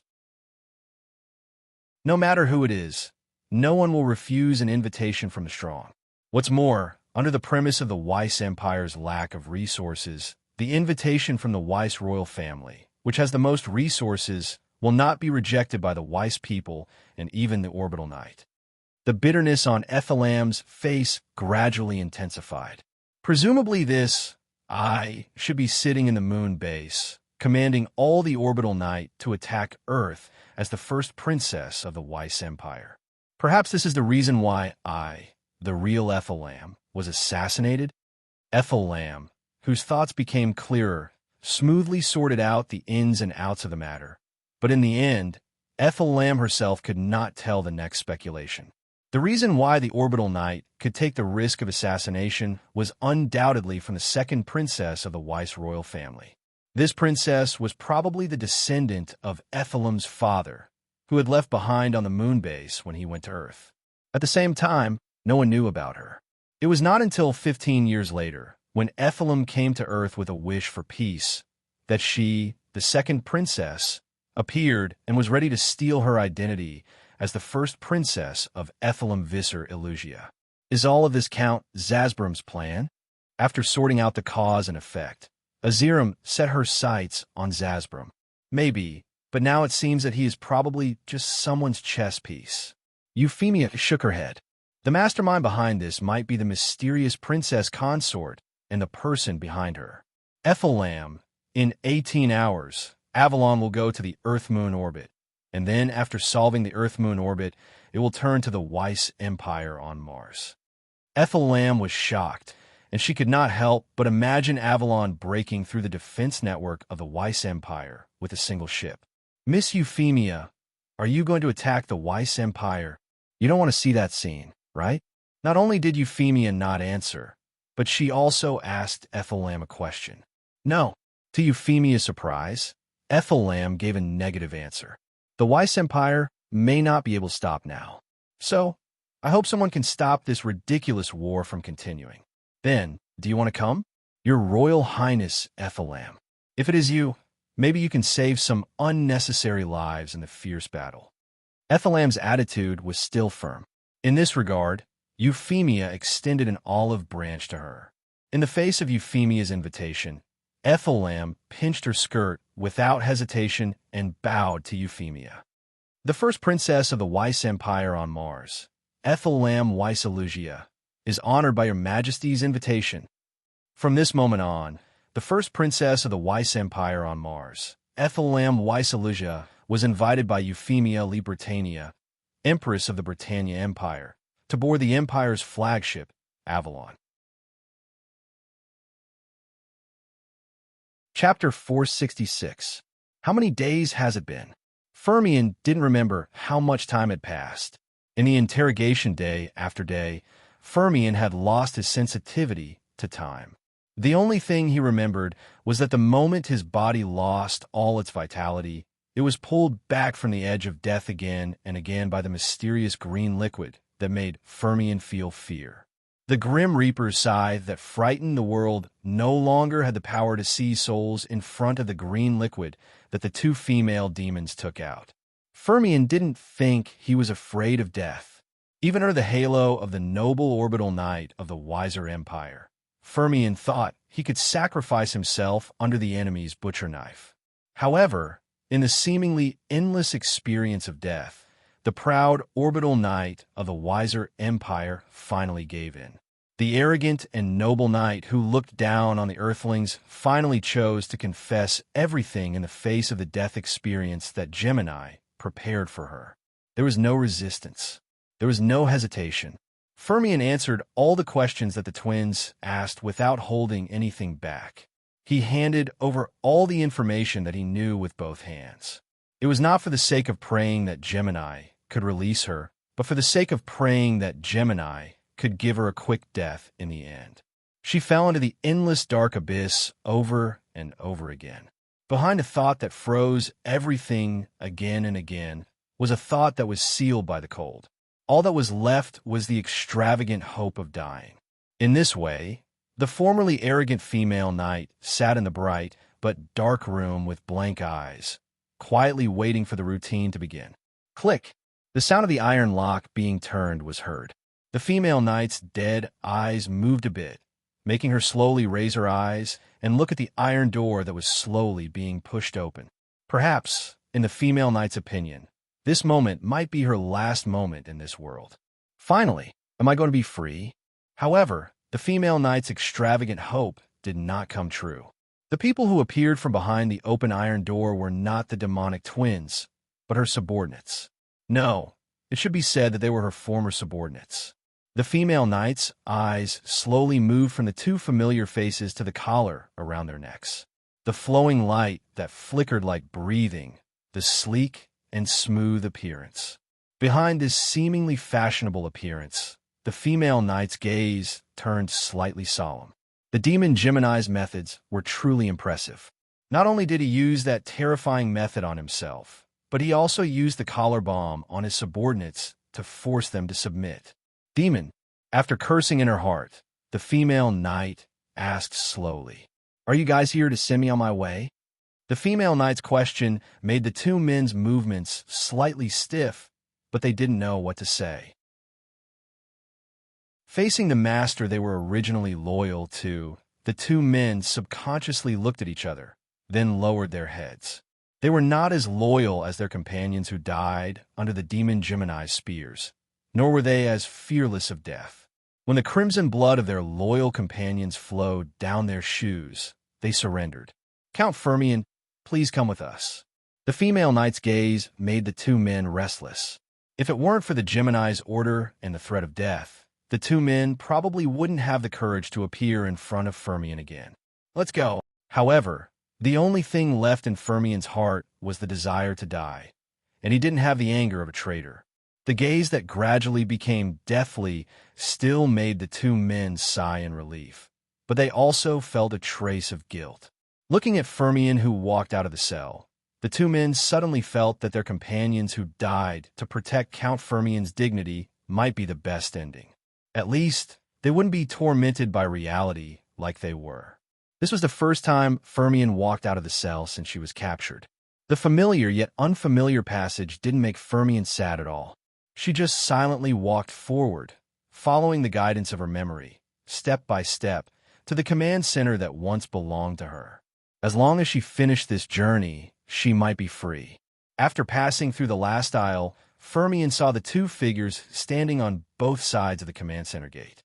Unsurprisingly, the two soldiers also had collars around their necks that could take their lives at any time. "Open the door." Firmian looked at the soldiers who were also cowering and didn't dare to look at her directly, and said calmly. The two men behind Firmian also raised their eyes and looked at the two soldiers. After confirming that Firmian didn't intend to pursue their defection, the soldiers in front of the command center gate were relieved. Click! The gate slowly opened under the operation of the soldiers. Firmian looked at the open gate. She also looked at Firmian, who shot into the command center from the aisle and dispelled the darkness that shrouded the command center. Firmian once again raised her foot and took the initiative to step into the darkness. The next second, as the gate closed again, darkness quietly descended and shrouded Firmian in it. It was pitch black as far as her eyes could see. There was also silence in her ears. At this moment, Firmian felt as if he had once again returned to the tranquility before death. But this time, what Firmian faced was not the silence of death brought by the Gemini that she regarded as a demon, but reality that was torn apart by a strong light. A strong light dispelled the darkness from top to bottom and filled Firmian's vision. Firmian subconsciously raised her hand to cover the sudden strong light. In the haze caused by the strong light, Firmian suddenly heard a voice. "Long time no see. Count Firmian." The moment the voice sounded, Firmian froze. Then he subconsciously put down his right hand that was covering the strong light and reluctantly used his vision that gradually adapted to the strong light to look into the distance. He looked at the figure on the high platform in front of him. Blonde hair, white sand dress, and that familiar face. Princess Ethel. Ethel. Shocked by the figure that appeared in front of him, Firmian found that he couldn't tell at this moment whether he was still alive or had fallen into the boundless hell. "Long time no see. Count Firmian." The elegant girl on the high platform called Firmian's name again. Looking at the princess who should have been dead, and then feeling his beating heart that was constantly providing surging power to his body, Firmian didn't know what to say for a while. After a moment of shock, Firmian slowly came back to his senses. "Princess Ethel, you're still alive?" The princess of Mars nodded slightly, raised her right hand, gently pressed her heart, and said from the bottom of her heart, "Yes." "Count Firmian, even though I encountered some mishaps during this journey, with the help of my friends, I was lucky enough to escape the calamity." "No, impossible." Count Zasbrum had clearly said that the princess had died in the assassination attempt. We, the Orbital Knight, also watched the entire process. Firmian couldn't believe his eyes when he saw Ethelum standing in front of him and scathed. If Ethel Lamb was still alive, then the Knight family on Orbit 37 used the assassination of Ethel Lamb to launch an invasion of Earth. This was undoubtedly a betrayal against the Weiss royal family. Count Firmian. It was a scam. It was a scam set up by Count Zasbrum to achieve his ambitions. He himself was also repelled by my friends in the battle to invade the Earth Joint headquarters. Scam! How could this be? Firmian couldn't believe what he had heard, but he didn't dare to deny Ethellam's words. This may be a fact that you find hard to accept, Count Firmian, but now you are safe. This Yanlu city still belongs to you. What surprised Firmian was that Ethellam, who suddenly appeared here, didn't pursue the fault of the Orbital Knight for launching an attack on Earth. Instead, she still announced that the ownership of Yanlu City still belonged to her, Firmian. Your Highness, this... Firmian was stunned and suddenly thought of something. Not good. Your Highness Princess Ethellam. Our enemies are still in this Yanlu City. I'm afraid their existence has threatened your existence. Please leave here quickly. Before Firmian could finish her words, the voice that had become her nightmare sounded faintly. What? It seems that our training is still not good enough. Yufeng, stop talking. Now, this Yanlu city has been returned to Princess Ethellam by the Night Master. When the voice sounded, two beautiful figures quietly appeared from the darkness and stood on the left and right side of Ethellam, looking down at Firmian condescendingly. They were the twins Xia Yufeng and Xia Yulan. Ethellam turned around and exchanged glances with the Gemini sisters. She then looked back at Firmian. Count Firmian, please don't worry. They're my friend's subordinates, and now they are no longer a threat to you. Ethellam's assurance made Firmian skeptical, but the moment he met Xia Yulan's fierce gaze, Firmian couldn't help but lower his head. What? Are you reluctant to part with our precious healing potion? Do you want to experience this special service again? Xia Yulan's cold voice made Firmian tremble. The memory of wandering on the edge of death countless times, but the last moment, he was pulled back from the door of death by the mysterious green potion, and his injuries were all healed. It had become a nightmare for Firmian. Miss Xia Yufeng, Miss Xia Yulan, Count Firmian may just be a little emotional. Please don't blame her too much. Ethellam, who knew what Firmian had gone through, didn't say much. On the contrary, the current Firmian might be what Ethellam wanted to see. In the Battle of the Earth Alliance headquarters, Euphemia, who personally set an example for Ethellam, left a deep impression on Ethellam. The identity of the first princess of the wiser empire might be a supreme symbol in the eyes of ordinary people. But for the Orbital Knight who had mastered the power, it might be a startup factor for the ALDNOH reactor. After experiencing the betrayal of Count Zasbrum and her unknown sister who disguised herself as her, and all the Orbital Knights under the name of Esiram Visser Elugia, Esiram felt that she must have a force that was loyal to her. And Firmian, who was subdued by Gemini, should be her first target. Gemini, who received instructions from Ray Minkai, also cooperated with Ethellam when she opened her mouth to defend Firmian. Gemini's eyes paused on Firmian for a moment. When Firmian was pierced by Gemini's fierce gaze and trembled, Gemini withdrew their gaze, bowed to Ethellam, and returned to the darkness again. Now it's okay. Count Firmian, Miss Xia Yufeng, Miss Xia Yulan, they won't do anything to you anymore. Ethellam's comfort and Gemini's departure made Firmian realize that the scythe hanging over his head seemed to have really left him. At this moment, Firmian had a feeling of being separated from the world. Firmian couldn't help but kneel down in front of Ethellam. Thank you. Thank you very much. My life was saved by your highness. Her Royal Highness Princess Ethellam Visser Eliasia. From today onwards, I, Firmian, will offer my loyalty and my strength to Princess Ethellam. Anyone who goes against Princess Islam will be my enemy for the rest of my life. When Ethellam heard the answer she expected, she breathed a sigh of relief and couldn't help but be in awe of Ray Minkai's means. Originally, Avalon thought that it was about to set sail for the Earth-Moon orbit, but it made a feint and disappeared from the site of the Earth Alliance headquarters. It turned south and came to this small island somewhere in the Pacific Ocean. It then asked the Gemini twins to cooperate with it to put on a show in front of Firmian. The news that Firmian swore allegiance to Ethellam quickly reached the ears of Ray Minkai and Euphemia. Your Majesty, are you satisfied now? Ray Minkai raised his hand to signal Gemini, who came to report the situation, to go back and rest, and looked back at Euphemia, who was sitting on a throne. Yes, fortunately. In this way, Ethellam has her own base. Euphemia nodded, indicating that the situation was basically developing according to her plan. But even if Ethellam gets Fermian's allegiance, it can't pose a threat to the orbital knight or even the fake princess. What's the harm? The Britannia Empire will be responsible for the next thing. Don't tell me that my knight commander is afraid of a small country with only a few million people. No, of course not. Your Majesty.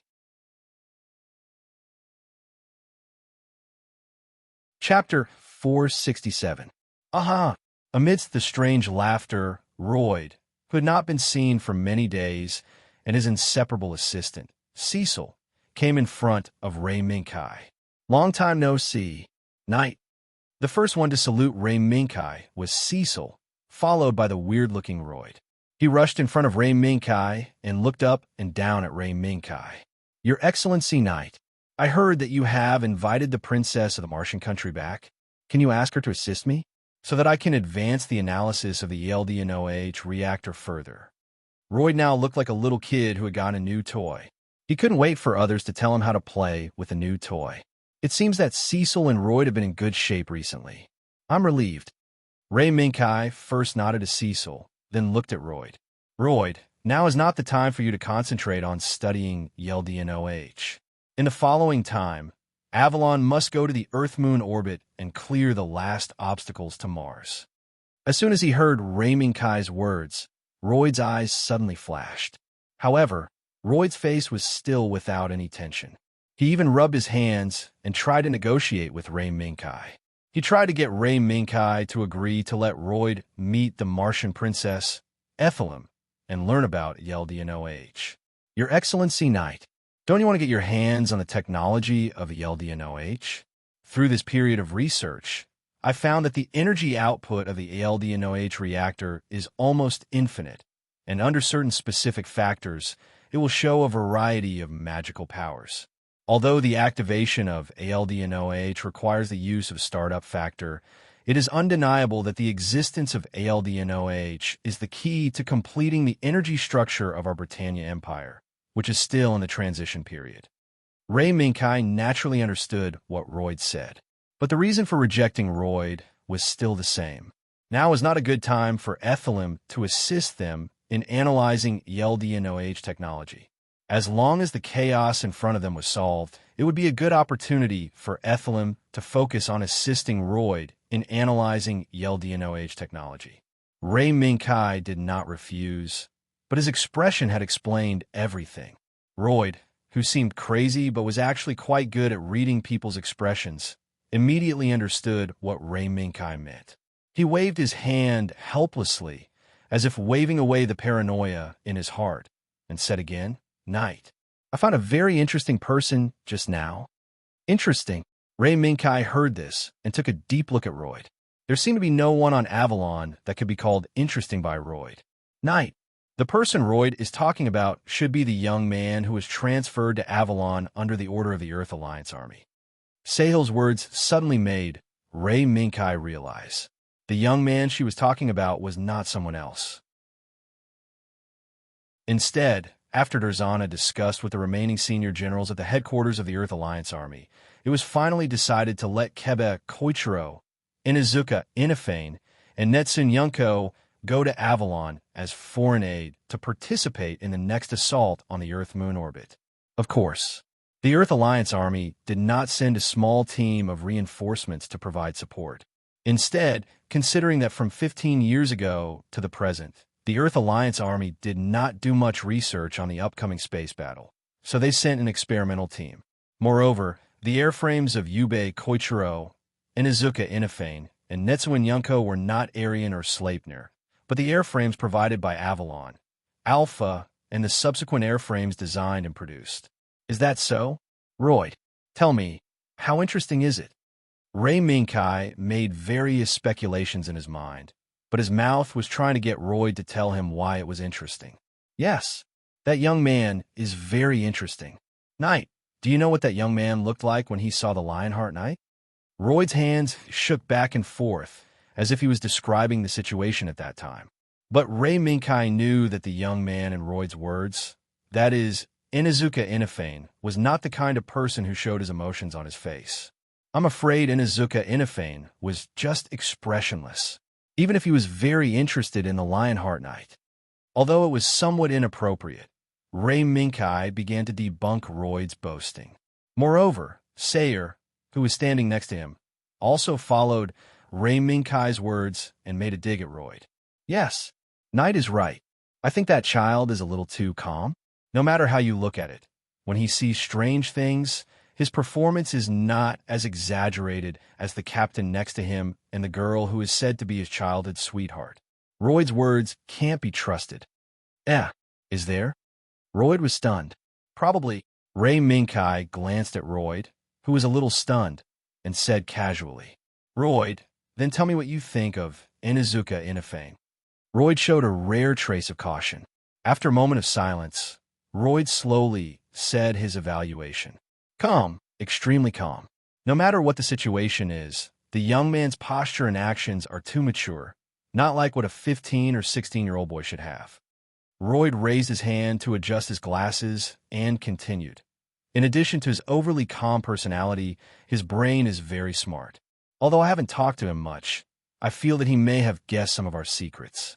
For an ordinary 15 or 16-year-old boy, the knowledge reserve of Inuzuka Inafane is far beyond that of his peers. No, even some researchers in the Research Institute can't compare with him. Although Royd was usually not serious, the sophistication he showed at this time surprised Ray Minkai. Are you sure? Royd shook his head, and there was some uncertainty in his tone. Yes, Captain Knight. But I just think that the young man may have guessed something, but he didn't guess where we came from. After all, the concept of crossing dimensions and space-time, no matter which world it is a daydream. Even the Britannia Empire was the same before you. Captain Knight went to that magical cosmic city with his majesty. Royd's statement gave Ray Minkai some confidence. Perhaps when Inuzuka Inafane boarded Avalon, he made some speculations based on the daily conversations of the members of Avalon and what he saw and heard of Avalon. In this case, it didn't matter. If Inuzuka Inafane could guess the real truth, Ray Minkai would let him be. It depended on whether he had the courage to tell the truth to the Earth Alliance Army. Let's put this problem aside for the time being. What's more, Royd seemed to have other things to say to Ray Minkai.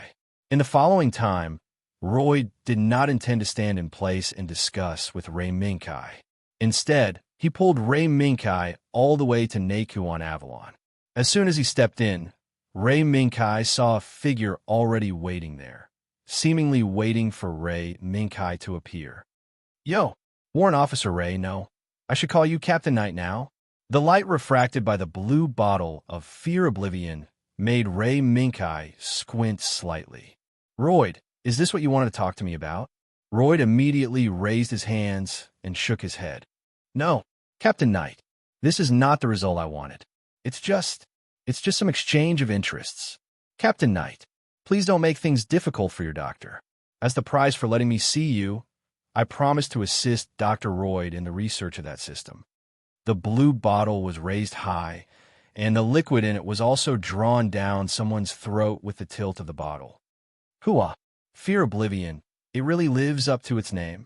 After Juhu Kuchiro drank a mouthful of the blue liquid, he endured the bone-chilling coldness from the bottom of his heart while signaling to Ray Minkai with a trembling voice. Come, Knight, Captain Knight, do you want a mouthful? This Fear Oblivion is very exciting. Do you want to die?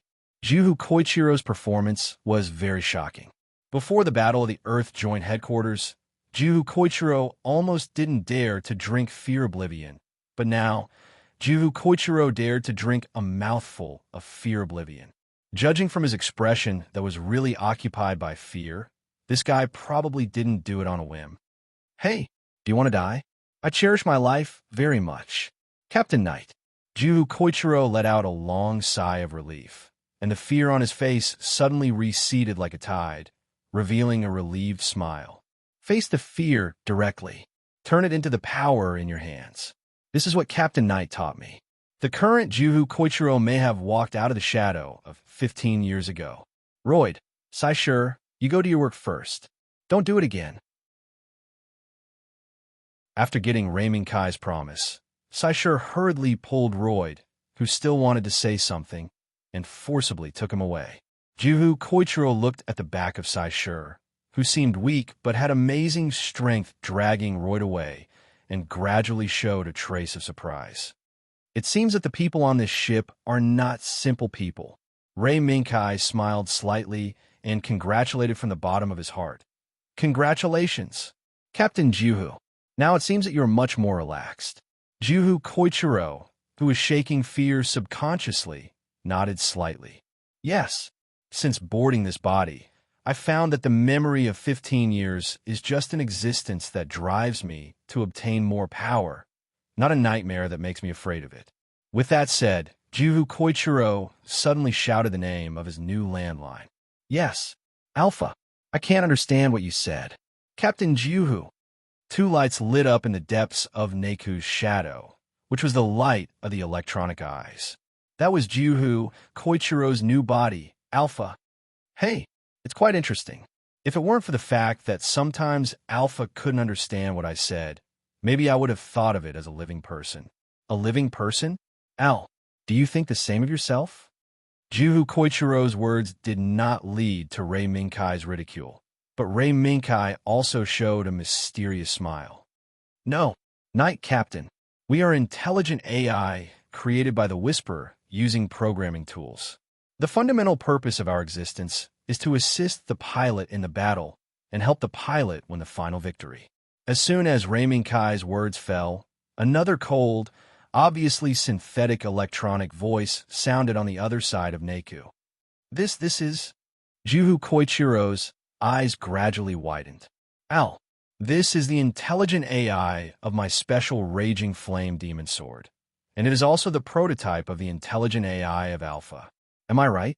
Al, Buzz. In the shadow, when there was a sound of mechanical operation, a silver-white body came step by step behind Ray Minkai and knelt on one knee, lowered its head, and looked down at the surprised Juhu Koichiro. Juhu Koichiro, belonging to the Earth Alliance Army, rank Captain. Nice to meet you.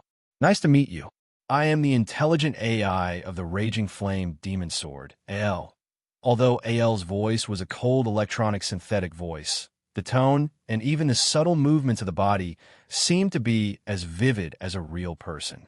If it weren't for the huge pressure brought by the huge steel body in front of him, Juhu Koichiro might have thought that AL was a real person for a moment.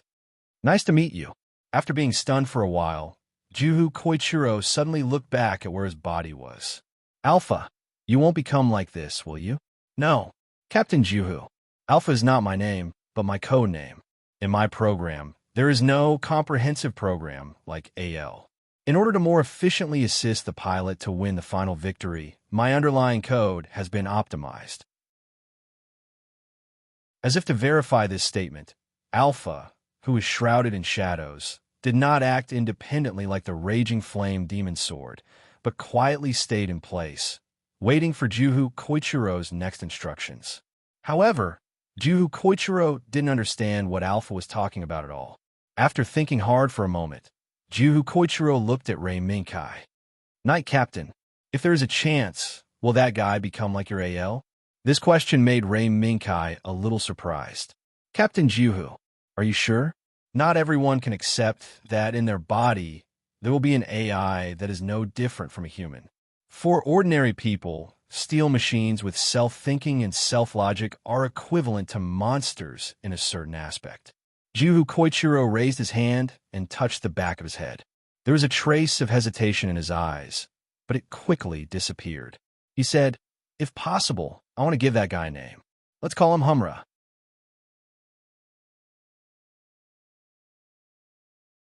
Chapter 468.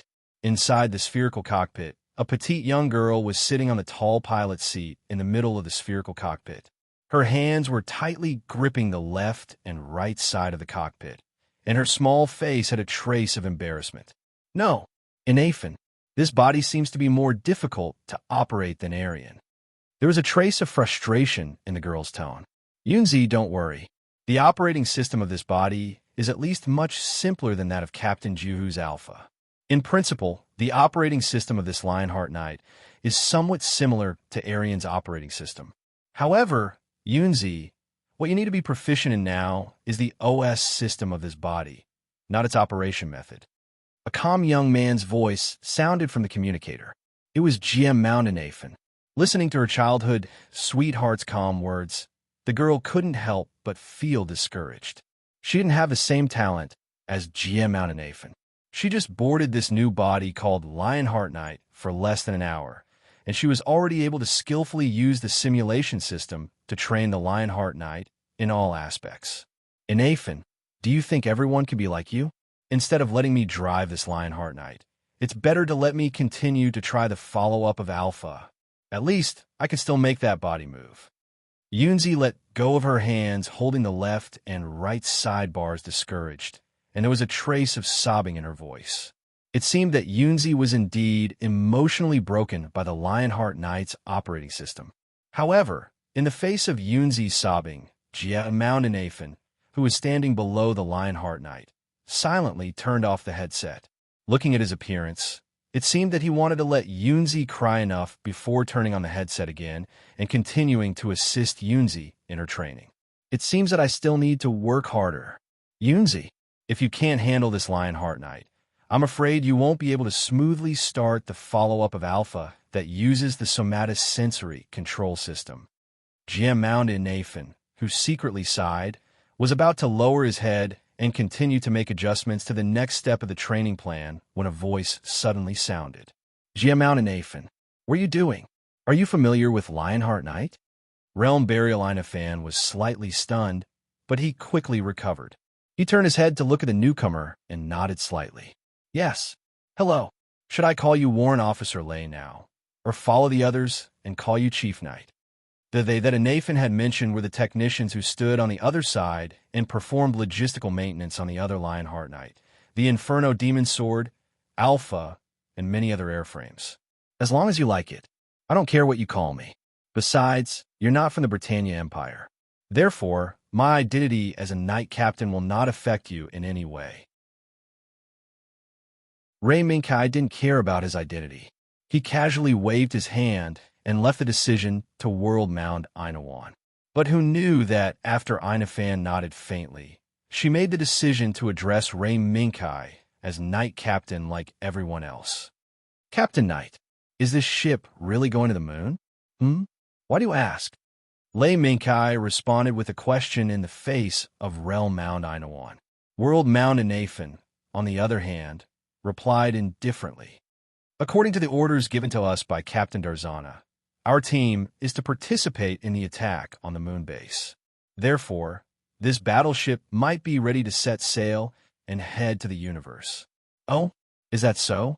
It seems that GM Mound Inafan can't wait to go to the mysterious universe. Lay Minkai did not say when Avalon would set sail for the universe, but his words made Nathan of the World Burial Mound certain that he had guessed correctly. However, before Asael could continue to speak, the Lionheart Knight in front suddenly opened the cockpit.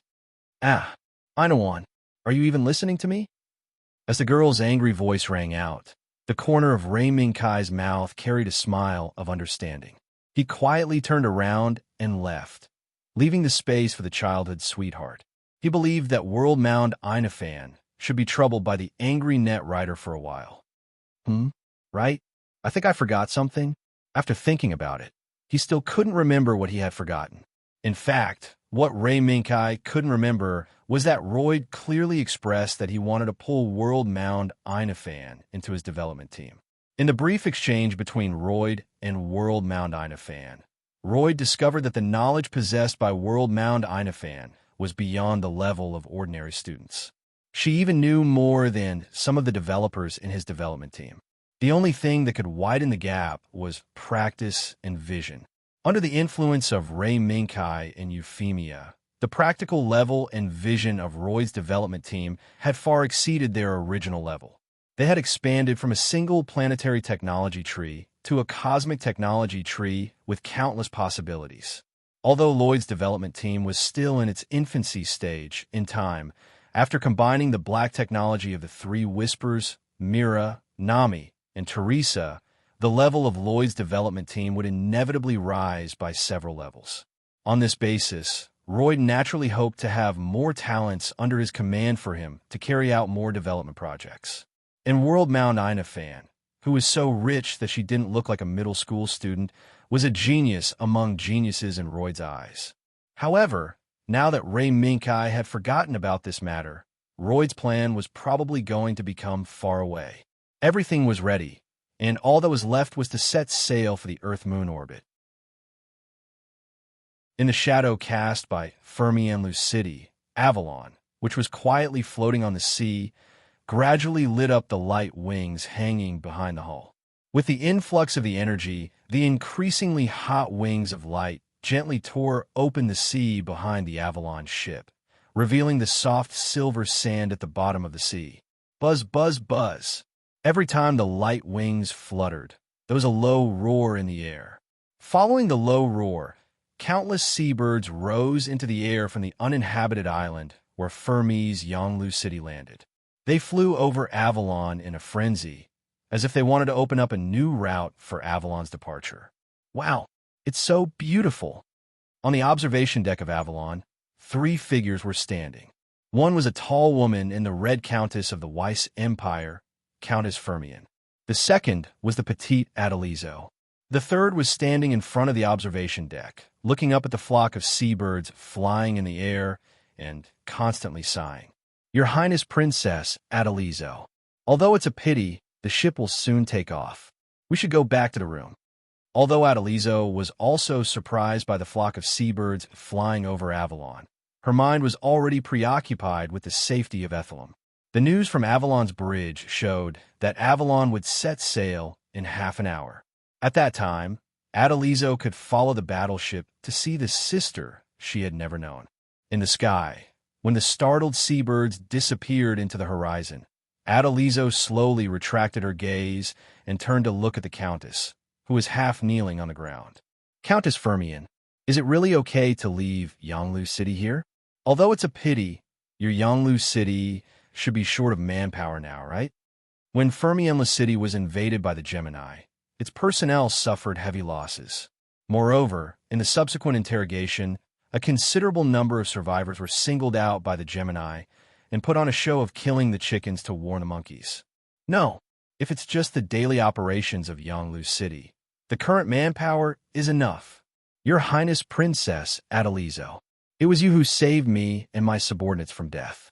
Therefore, when your Highness Princess Adelizo goes on a crusade against the rebels, I, Fermion, will never stand by and watch. The Countess lowered her proud head deeply. Since Adelizo stopped the Gemini's persecution of the Countess began to be loyal to Adelizo. Is that so?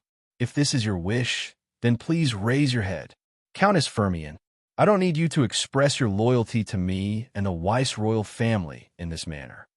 Adelizo bent down slightly and reached out her right hand to hold the Countess' shoulder, indicating that she could stand up.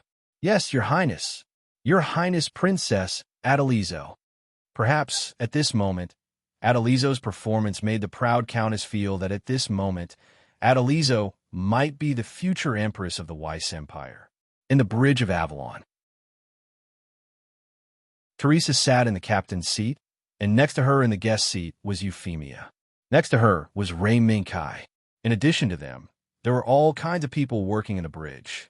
Your Majesty, all the preparations have been completed. We can set sail at any time. Teresa glanced at the report that all the self-inspection projects had passed, then turned to look at Euphemia, sitting in the guest seat. Everything is up to you. Captain Teresa. Euphemia nodded and indicated that all the sailing matters were up to Teresa. Teresa gladly accepted and looked at Ray Minkai. After confirming that the other party had no objections, Teresa looked at the CIC. CIC, where is Her Highness Princess Adelizo now? Yes, Her Highness Princess Adelizo has returned to her room, accompanied by Countess Fermion and her little maid, Adelizo. From the feedback we have received so far, Her Highness Princess Adelizo is ready to withstand the impact. Listening to the report, Teresa slowly nodded. Princess Adelizo was the VIP of this battleship Avalon. If there was an accident, not to mention Euphemia and Ray Minkai, even Teresa herself couldn't get over it. Avalon, set sail.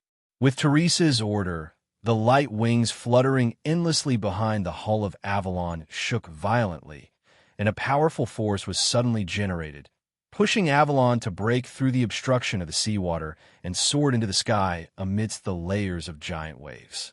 At this moment, countless splashes of water spilled from the red and gold hull of Avalon, and the bright and moving sunlight danced in the splashes, turning into a gorgeous rainbow, as if it was sending Avalon off to the moon far above the nine heavens. At the same time, a pair of eyes that had been asleep for a long time slowly opened at this moment, looked at the gray-black dome, and fell into the abyss of memories. "You're awake, Count Zasbrum." At this moment, a cold female voice sounded. He remembered the owner of this female voice. "Is it you? Fianna, where is this?" As soon as he opened his mouth, there was a trace of pain in his dry throat. "Please be careful. Come, drink some water." Count Zasbrum. As soon as the warm touch touched Zasbrum's lips, it immediately awakened the instinct hidden deep in his body, constantly driving Zasbrum to drink the cup of water that appeared in front of him in one gulp. Phew! After drinking the water in the cup, the body that had been asleep for a long time gradually recovered its strength, and Zasbrum also felt a trace of reality. "Fianna, where's this? Yanglu City? Or the moon base?" Zasbrum didn't recall anything, and only asked out of instinct. "Count Zasbrum, this is the moon base. In the previous attack on Earth's joint headquarters, we suffered a failure. When Yanglu City fell, I tried my best to bring Zasbrum and your body from Earth back to the moon base. Fortunately, Princess Remurina didn't blame us for our failure, and instead asked people to do their best to treat your injuries, Count Zasbrum." Fianna explained the situation in front of them clearly in a few words. At the same time, it also made Zasbrum's heart sink to the bottom. What kind of existence Remurina was, Zasbrum was very clear. But now, it seemed that when he attacked Earth's joint headquarters, Remurina, who had always been under his control, had broken free from the reins in his hands. "Oh, Count Zasbrum has woken up?" At this moment, a voice that made Zasbrum shocked sounded. Shocked, Zasbrum abruptly turned his head to look. To his surprise, he saw a blonde girl in a white gauze dress, sitting in a wheelchair, slowly entering the room with the help of a maid. "You." The shock on Zasbrum's face receded like the tide, leaving behind a trace of caution. "You're not Princess Athylam. You're Princess Remurina." Zasbrum saw through the true identity of the girl in front of him with a glance. But the girl sitting in the wheelchair didn't have the embarrassment of having her identity exposed, nor was she angry. She even nodded her head in praise. As expected of Count Zasbrum, "That's right, I am Remurina. Thanks to Count Zasbrum's help, I can now use my sister's identity to fulfill my wish." "You, what do you want to do?" "Princess Remurina, do you know what you're doing?" Zasbrum frowned and immediately scolded. However, Remurina, who usually only nodded her head in agreement to Zasbrum, sneered a few times. "I know what I'm doing. Count Zasbrum, thank you for your hard work in the battle at Earth's joint headquarters. Next, please have a good rest here. Fianna, come with me. Earth's counterattack is coming soon." Fianna. Remurina's call made Zasbrum stunned. Zasbrum, who looked back, found that the person he trusted, Fianna, actually stood up with a calm expression and walked to Remurina's side, quietly looking at Zasbrum. There was no explanation. There were no words. But Zasbrum felt that he seemed to be able to understand Fianna's actions at this moment.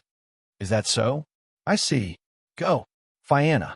Go and fulfill the long-cherished wish of the Rant family."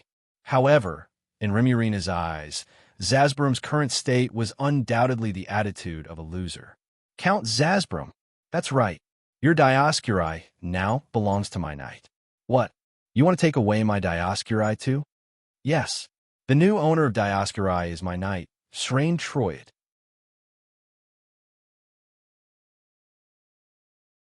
Chapter 469. The Moon. This satellite, which had accompanied the Earth for a long time, experienced the super disaster caused by the explosion of the hyperspace door due to the ambition of mankind 15 years ago, and was once again spread by the flames of war set off by mankind. On the edge of the gravel belt formed by countless gravel scattered in the orbit of the Earth and the Moon, the space battleship Avalon, which had escaped the gravity of the Earth and crossed nearly 400,000 kilometers, finally arrived at the universe around the Moon. Report: there is a Yanglu city ahead. According to the dynamic analysis of the other party, they did not find that we are close to this universe. As they approached the Moon, Avalon also discovered the Yanglu city that surrounded the Moon. It was not difficult to see that the Yanglu city, which was the only remaining city of the Knight family in orbit 37, was undoubtedly a defensive formation in the case that someone would attack the Moon base. It seems that the other party already knows that we will launch an attack. Teresa gently pinched the end of her braid and carefully recalled the battle plan she made. This was her first large-scale combat operation since she became the captain of Avalon. Of course, as the commander of Mithril, Teresa naturally had rich combat experience. However, this was the first time Teresa had engaged in a space battle since she became a frontline commander. This combat environment was completely different from the combat methods Teresa was familiar with in the past. This made Teresa feel great pressure when she formulated the battle plan. Captain Teresa, please don't put too much pressure on yourself. The battle plan is important, but on the battlefield, it is based on the objectives of the battle plan and the performance on the spot. This was what Ray Minkai said when he learned that Teresa was stumped by the battle plan. However, Teresa was not very interested in Ray Minkai's words. As a commander, Teresa believed that no matter what kind of battle, before the beginning, a targeted plan must be formulated according to the enemy's intelligence. This way, after the battle began, all forces could be concentrated on the enemy's weakness and deal a fatal blow to the enemy. Thus, Teresa threw Lei Minkai's words to the back of her mind. Captain Teresa, it's about time. I should get going. When Avalon was about to launch an attack, Euphemia, who was sitting demurely in the guest seat, stood up and stated her plan. However, Teresa did not hesitate to deny the words from the Empress of the Empire. Your Majesty, now, please sit in your seat at ease and quietly watch the start of this battle. Huh? Euphemia was stunned for a moment, seemingly surprised by Teresa's performance at this time. Captain Teresa, I'm just preparing to attack. What's wrong? Euphemia glanced at Yanglu City on the main screen with a puzzled look on her face. In Euphemia's view, this battle was a very ordinary battle. Hence, in this ordinary battle, Euphemia wanted to attack together with Lei Minkai, join the battle, and defeat the enemy. No, this is very wrong. Your Majesty. Teresa stood up from the captain's seat without fear. Even though her height was far less than Euphemia's height, her momentum at this moment made the young Empress of the Empire look askance. Your Majesty, as the Empress of the Britannia Empire, please be aware of the importance of your safety to the entire empire. I can't give any comments or objections in the previous battle, but for this battle, Your Majesty, please stay on Avalon and boost the morale of the Knight Captain. This, Euphemia blinked and looked at Teresa in surprise. This seemed to be the first time Teresa showed a tough attitude. The reason was to not let Euphemia join the upcoming battle. Captain Teresa, please rest assured. Before Euphemia could finish, Teresa interrupted the Empress. Your Majesty, please conduct yourself with dignity. Now that Your Majesty is the head of the Empire, please do not rashly join the risky battle. Staying on Avalon can boost the morale of the soldiers on the front line. Teresa's toughness put Euphemia in a difficult position. Before Teresa joined Avalon, whether it was Royd, Sayer, or even the rest of Avalon, no one dared to object to Euphemia's actions. Therefore, Teresa's current behavior surprised Euphemia. Your Majesty, just listen to Captain Teresa. and stay on Avalon. Leave this battle to us." At this moment, Ray Minkai's head appeared on the main screen. Obviously, Ray Minkai, who was constantly connected to the bridge, already knew what happened in the bridge. "Kai, but, Your Majesty, Captain Teresa is right. Even though I am very confident in winning this battle, the mastermind hiding in the shadows has yet to appear. Therefore, I am not at ease letting Your Majesty participate in this risky battle." Euphemia frowned, but finally nodded and sat back in her seat. "Your Majesty is wise." Teresa breathed a sigh of relief and also bowed to Euphemia to express her apology. "No, Captain Teresa, you don't have to. You were just doing your duty. I'll stay on Avalon for the rest of this battle. Captain Teresa, please don't be distracted and care about my feelings." Euphemia waved her hand and gently brushed this matter aside. "Yes, Your Majesty. Looks like our new captain is starting to get into character." White Cat State Zero gently swayed its tail and nodded its head as it spoke. "Maybe UFFI may have some headaches in the future. I didn't expect Teresa to be so serious." After Ray Minkai finished adjusting the final procedures before the Raging Flame Demon Sword's attack, he casually ordered, "Al, send out the attack procedure confirmation to all the members participating in this battle." After receiving all the confirmation replies, send an order to the bridge that the attack preparation is complete. Understood. Now begin the procedure confirmation. Under AL's operation, the attack procedure confirmation command issued from the Raging Flame Demon Sword was constantly in front of the pilots participating in this battle. Mustana 22, Mustana 33. Sorry. In the following battle, you can only stay around Avalon and assist Avalon in defending against enemy attacks. Juhu Koichiro, who casually pressed the confirmation command, smiled softly. No way. I worked so hard to learn how to pilot this Lionheart Knight. Why can't I participate in the battle?" When Tsutomian heard that she could only stay around Avalon and assist in the defense, she suddenly felt wronged. In order to learn how to pilot the Lionheart Knight as soon as possible, Tsutomian had suffered a lot and put in a lot of effort. "Tsutomian, your simulation test has only just reached the level where you can attack. Don't say anymore. I will complete the task of assisting in the defense with you." Unlike Tsutomian, whether it was the training course or the simulator, Inafan, who could complete both with an S evaluation, calmly accepted this task. "Inafan, but are you really okay? You have such good simulation results, but you have to stay here." Tsutomian was a little indignant about the mission Inafan faced. "No, Tsutomian, this is a mission, so there is no other way." Inafan did not show the indignation that Tsutomian imagined. "Yes, this is a mission. Mustana 22, if you realize this, Captain Teresa might have an easier time. Give me some spirit. Your mission is not that simple." This battle plan did not disclose all the contents to everyone in one breath, but adopted the approach of choosing strategies based on the situation on the scene as the battle progressed.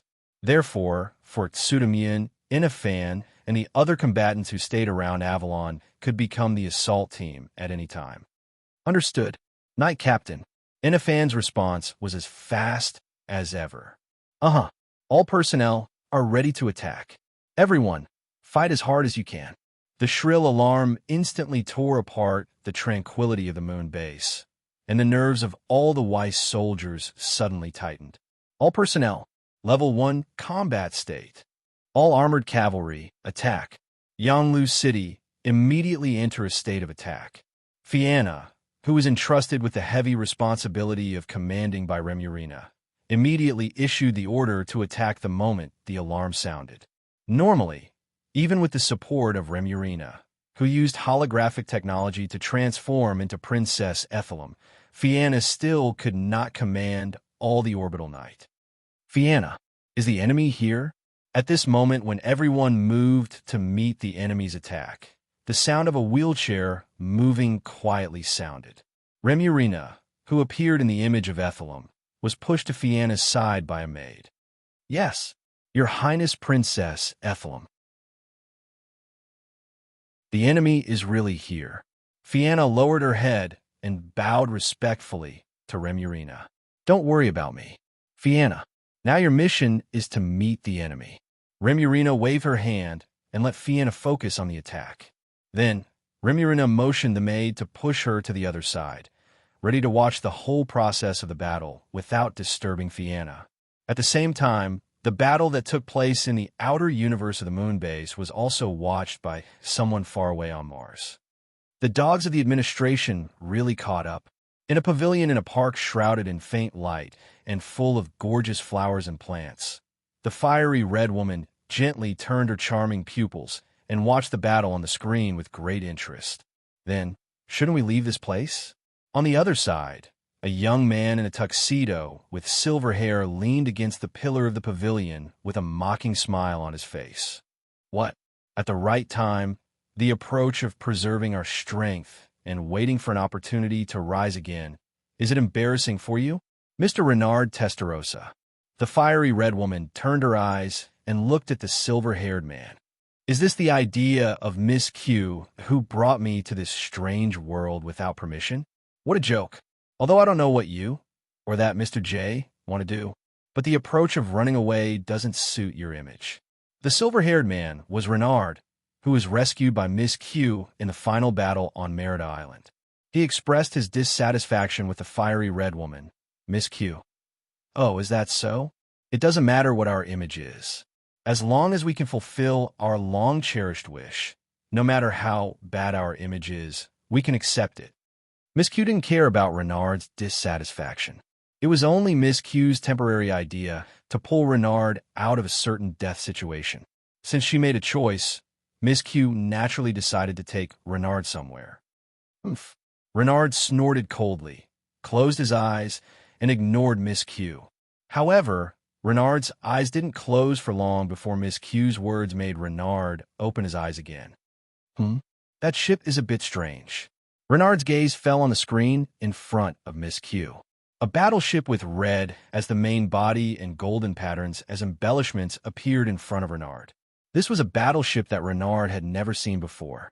However, the moment he saw this battleship, Renard suddenly felt a wave of déjà vu in his heart. It can't be. She's here too? The waves in Renard's heart gradually rippled, just like the fierce battle on the moon far away. A 1B5 anti-aircraft missiles fire in unison. Main cannons start charging. In the bridge of Avalon, Teresa methodically issued orders, guiding Avalon to break through the strong defensive line formed by Yonglu City. Where's the Knight Captain? Inform the Knight Captain to gather all the Lionheart Knights and launch a surprise attack on Yonglu City directly in front of Avalon. Strive to complete the breakthrough of the enemy's defensive line in the shortest time possible. In addition, inform Xia Yufeng to lead the Lionheart Knight squad under Xia Yulan to attack Yonglu City 22 o'clock from Avalon. Following Teresa's orders, the situation on the battlefield began to change. The Lionheart Knight squad, led by Raiminkai's roaring flame demonic sword, exploded with a powerful offensive force. Like a sharp arrow, they fiercely pierced into the strongest central part of the defensive formation formed by many Yonglu City soldiers. The Lionheart Knight squad, led by Gemini, circled half a circle on the left side of Avalon and accelerated toward Yonglu City, which was located 22 o'clock from Avalon. According to Teresa's speculation, this was bound to be the second strongest attack that Avalon would suffer during the attack. Without a doubt, Raiminkai's team was in charge of breaking through the barrier in the first place. Missiles rushed out of the launchers of Yonglu City one after another. The flames emitted by them became the most dazzling existence on the battlefield at this moment. Whether it was Avalon or the Lionheart Knight, they all became the targets of these missiles at this moment. 1 missile, 2 missiles, 3 missiles. No one knew how many missiles were fired from the defensive line formed by many Yonglu City soldiers. The only thing that everyone on this battlefield knew was that when these missiles rushed out of space, the entire defensive line was almost drowned in the smoke trailing behind the missiles.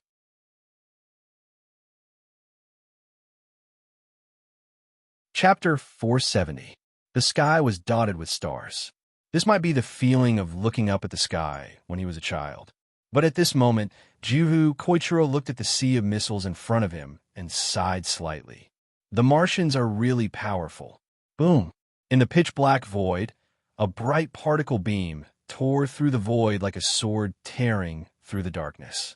It also swept through the sea of missiles that resembled a starry sky. Boom! Boom! Boom! At this moment, even if there was no medium to transmit sound in the void, Juhu Koichiro seemed to be able to feel the powerful energy that erupted after the sea of missiles was torn apart by the particle beam. Countless small suns suddenly lit up, but then went out in an instant. In this flickering light, a pair of wings of light quietly opened in front of the Alpha driven by Yubei Koichiro. Captain Juhu, how's Alpha? It was Rei Minkai. The body that appeared in front of Alpha was the roaring flame demon sword driven by Rei Minkai. Yes, Captain Knight. Alpha's universe module is running well. After Juhu Koichiro glanced at the module operating data displayed on the right screen, he responded loudly to Rei Minkai's inquiry. This was the universe module developed by Royd and others for Alpha and its sequels. Although the name was called the universe module, it was actually a functional module developed based on the resources currently available on Avalon. In other words, the universe module used by Alpha now was the prototype model. Very good. Captain Juhu, pay attention to your team members. Leave this to us.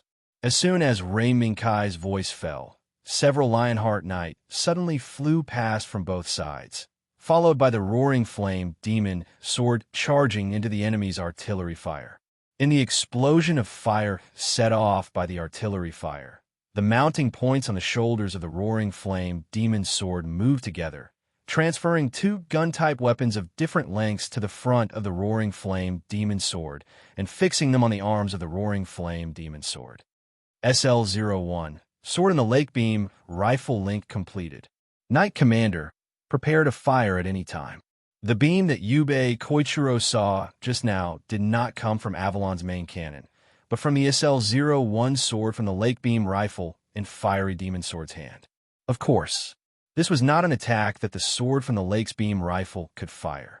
In order to execute that attack, he naturally had to use the full version of the sword of the lake beam rifle. When Royd reverse-engineered the beam rifle that Rei Minkai obtained from Mr. Ayu's laboratory, he encountered some difficulties. In order to solve these problems, Royd pondered for a long time. Suddenly, he had a flash of inspiration. Under Euphemia's suggestion, Royd once came into contact with and invested a lot of energy in the model of Steel Plum.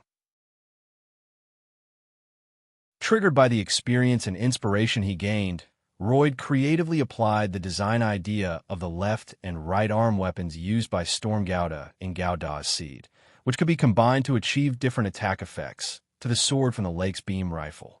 With this idea in mind, the development of the sword from the lake's beam rifle quickly reached its end.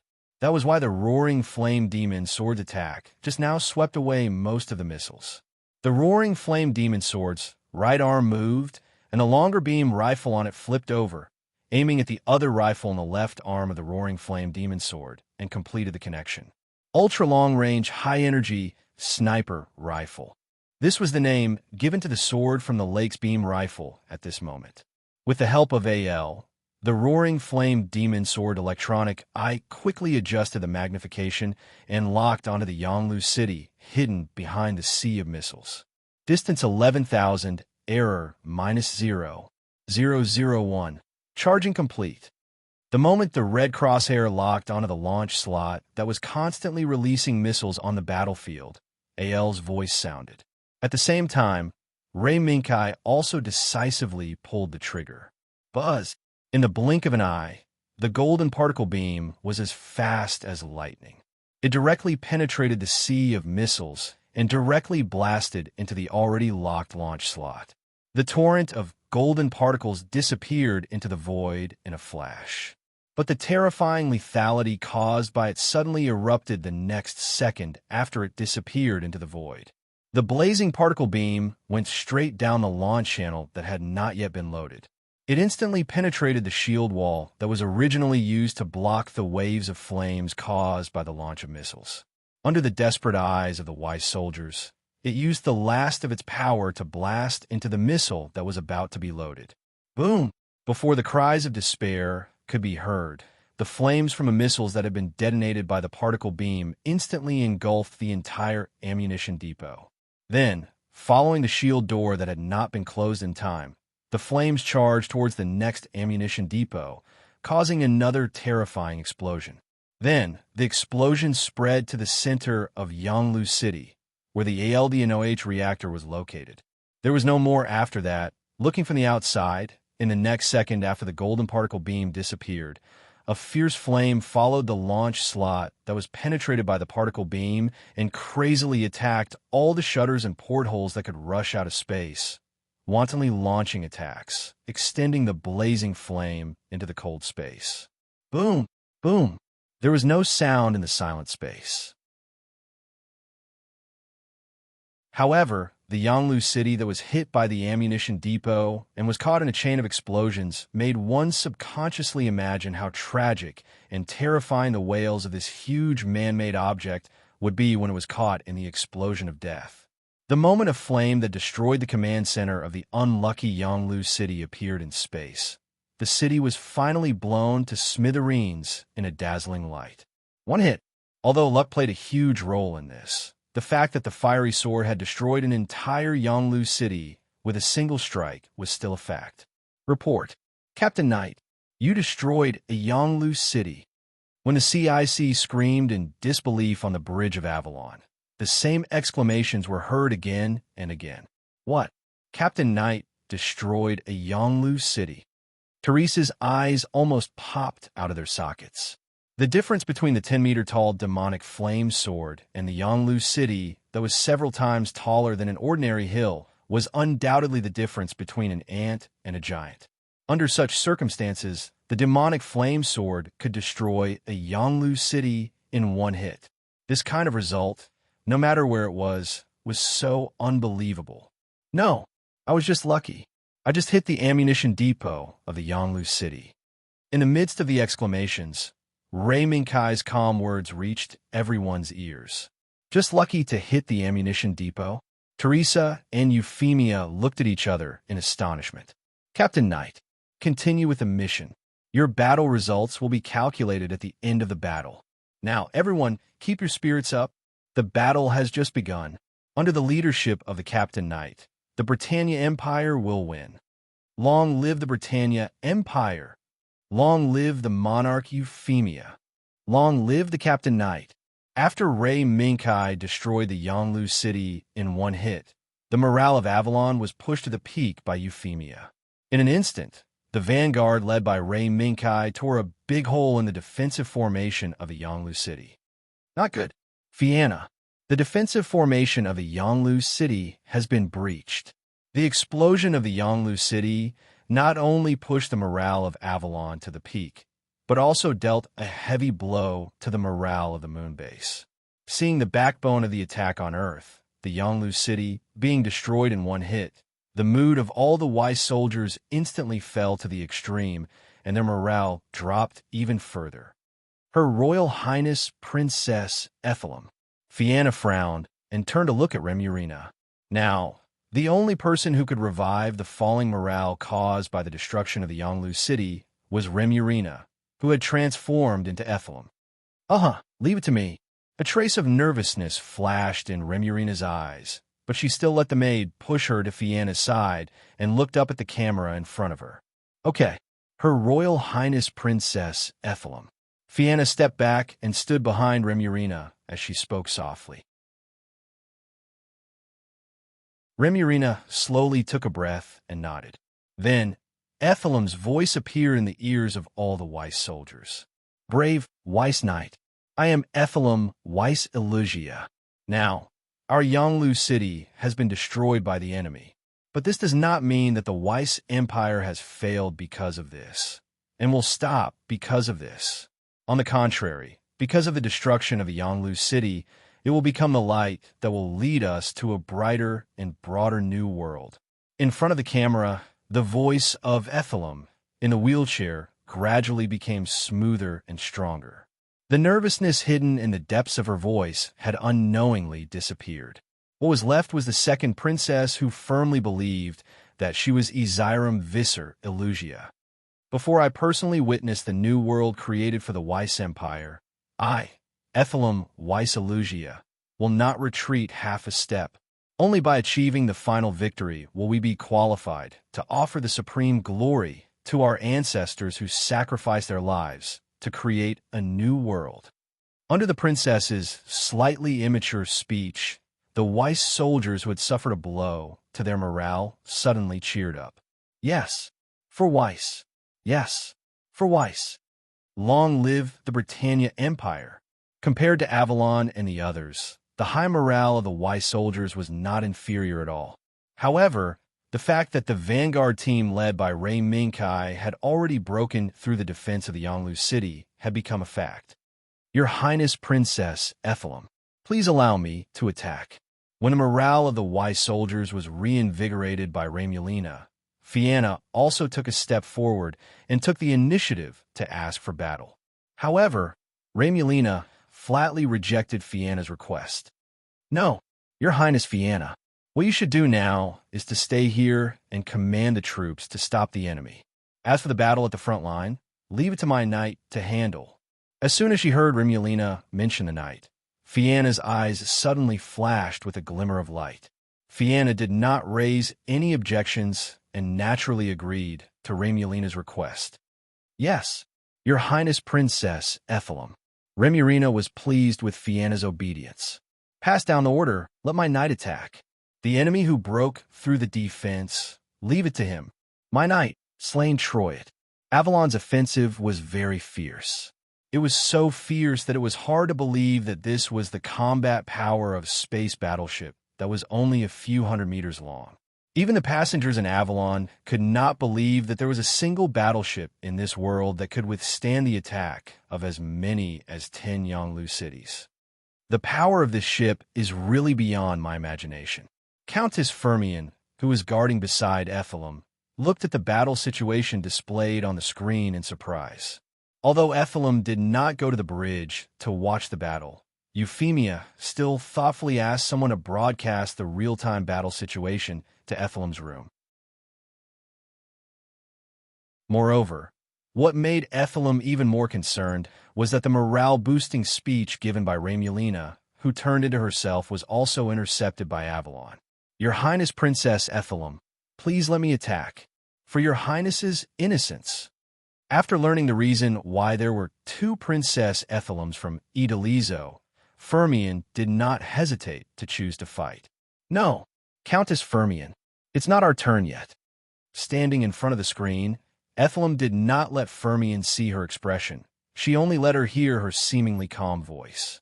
But that sinner who pretended to be Princess Islum is still deceiving everyone with the identity of the princess. Firmian seemed to be a little anxious. Countess Firmian, wait, she's not a sinner. She's just a mistake that my father made 15 years ago. Ethelum shook her head with her back to Firmian and said faintly, Now, before the night suppresses everyone, we're just spectators of this battle. Suddenly, Idalizo, who was guarding on the side, raised his right hand and pointed at the black and red airframe that appeared on the screen. Your Highness, look, isn't that Count Zasbrum's airframe? The name seems to be. It's Dioscuri. That's the culprit who initiated the assassination of Princess Ethelum, Zasbrum's airframe. Your Highness Princess Ethelum, let me attack. I want to let the traitor know the consequences of betraying Princess Ethelum. As soon as she saw the black and red Dioscuri, the anger in Firmian's chest suddenly burned fiercely. Therefore, the Countess once again asked to fight. No, Countess Firmian. He has already fought with the knight. Yes, under the watchful eyes of Ethelum, the silver-white fiery sword passed through the heavy artillery fire and met with the black-red Dioscuri that was rushing from the moonbase. In the cockpit of Dioscuri, the eyes covered by the purple-red mask stared at the silver-white airframe Dioscuri. Enemy. Anyone who hurts Princess Ethelum will be an enemy. The young man, who could only hear the voice of Ethelum, murmured the same words.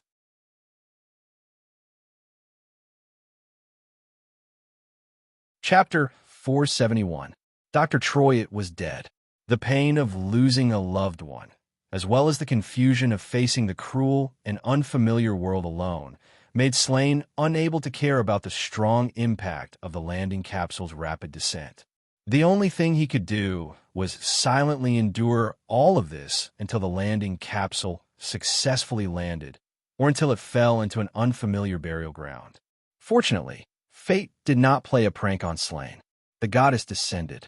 Since then, Slane vowed to protect the girl who appeared in front of him with his life. At the same time, admiration quietly grew in his heart. However, for a long time, he suppressed this admiration in the deepest part of his heart. But even so, even in the dream, Slane couldn't help but gently call the name he missed the most.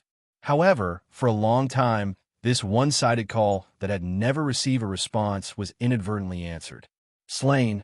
At the end of the invisible darkness, the voice that Slane missed day and night sounded, and a light also shone in front of Slane. The moment Slane subconsciously caught the light, the face that he missed day and night also appeared in front of him. "You're awake, Slane." Golden hair that seemed to have a little bit of brilliance. The pair of emerald-like pupils reflected Slane's face. "I, Princess Isilaram." The moment he saw that face, the name buried in the deepest part of his heart naturally appeared in Slane's mouth. "Yes, Slane, my knight. Now, it's time for you to appear."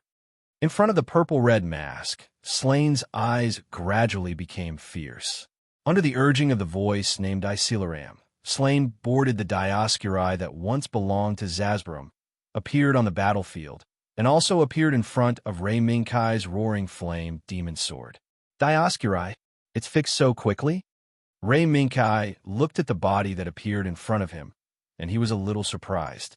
After the battle at the Earth Alliance headquarters, Ray Minkai learned from Yubei Koichiro and the battle video stored on Alpha that the Dioscuri driven by Zasbram was severely damaged. The recovery process, which seemed to take a long time, didn't seem like much now. "State Zero, are you going to attack?" Ray Minkai glanced at State Zero, the white cat lying beside him. "No, take care of it yourself. I hate when my feet don't touch the ground." The white cat State Zero lazily waved its paw and laid back down. It was said that cats would never let their feet touch the ground. Now, the white cat's behavior seemed to prove that the rumor was true. It hated this void environment where its feet could not touch the ground. Ray Minkai smiled and didn't care about the white cat's ostrich posture. Moreover, the enemy was also attacking at this moment. The moment the Dioscuri's missile pod unfolded, as many as 26 missiles flew toward the raging flame demon sword. He didn't even need to look to know that as long as even one of those missiles hit, the raging flame demon sword would definitely not have a good ending. However, Ray Minkai didn't care about this wave of missiles. It was still the raging flame demon sword spear, which could achieve different killing effects through different combinations. The beam rifle at the front of the spear was instantly dispelled, and as the right arm of the raging flame demon sword moved, it once again combined with the beam rifle at the back of the spear, once again forming a new beam rifle with a new function. Diffusing beam cannon.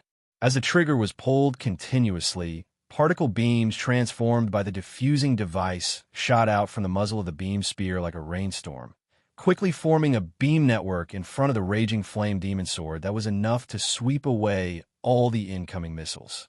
Boom! Boom!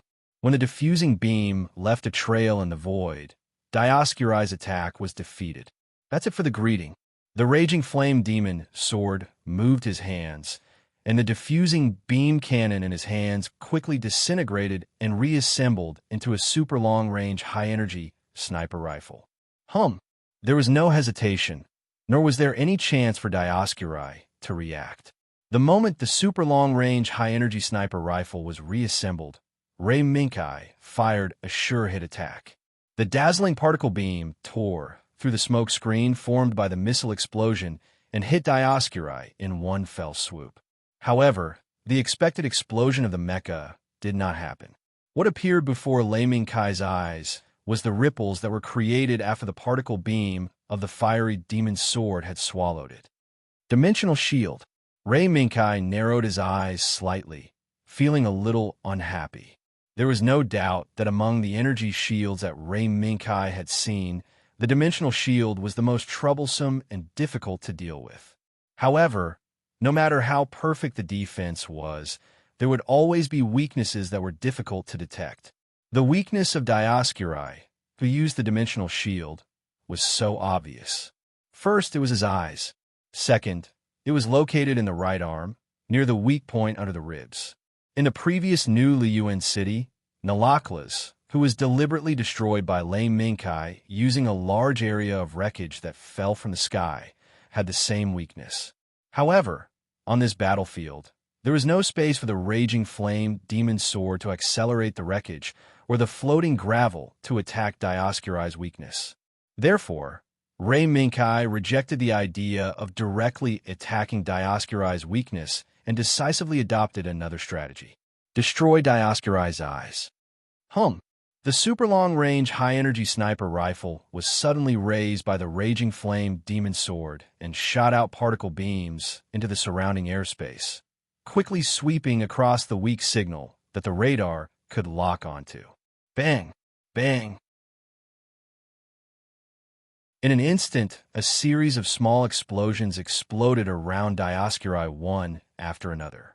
With the sound of the explosions, the young man, sitting inside Dioscuri, could not help but clench his teeth. In front of him was a screen that was constantly being swallowed by darkness. Behind every screen that turned dark, the drones that provided the view of the outside world were being destroyed by the raging flame demon sword. If this continued, the moment all the drones were destroyed, Dioscuri would become a blind man and be played by the raging flame demon sword. Absolutely. I can't let you do this. Otherwise, Princess Ephilim will be hurt. The face under the mask was fearful, but also angry. The moment the drones were about to be wiped out by the raging flame demon sword, the young man shouted, "Fly! Oh, my family!" As the young man shouted, Dioscuri's huge fists suddenly burst into powerful flames, and as they separated from Dioscuri's body, they swept toward the raging flame demon sword like lightning. However, Dioscuri's actions were within Ray Minkai's calculations. The moment the rocket punch appeared, the ultra-long-range, high-energy sniper rifle in the raging flame demon sword's hand instantly disintegrated and returned to its original posture. Then, the raging flame demon sword raised its right hand, and a bright but not dazzling light wall blocked Dioscuri's rocket punch. Boom! The battle between the spear and the shield was now on display. However, it was different from the records and the myths. After Dioscuri's rocket punch hit the light wall released by the raging flame demon sword, it lost its momentum, as if all its power had been exhausted the moment it hit the light wall. Energy screen. In Dioscuri's cockpit, an incredulous voice rang out. In the past battles between Wiser and Earth, the technology of the Earth Alliance army had long been suppressed. Whether it was the armored cavalry or the energy screen, it was simply unimaginable for the Earth Alliance army. Fly, my family. The young man did not dare to hesitate and immediately took the next step of the attack. Since a single fist was unable to break through that strange screen, then he would use two. In the midst of the flames, Dioscuri's fists flew up again, attacking the raging flame demon sword from both left and right. It looked like he was going to tear the raging flame demon sword apart. Still this attack pattern? However, Lei Minkai had already seen this kind of ferocious attack through Alpha's battle records. Since Yubei Koichiro could withstand Dioscuri's rocket punch with the defensive power of the Lambda Drive system when he first piloted it, then Ray Minkai could certainly do the same. The light wings on the back of the raging flame demon sword suddenly spread out, and the rocket fists that came from the left and right were once again blocked by the defensive screen that erupted from the raging flame demon sword's Lambda Drive system. The flames that erupted from the rocket punch were extremely conspicuous.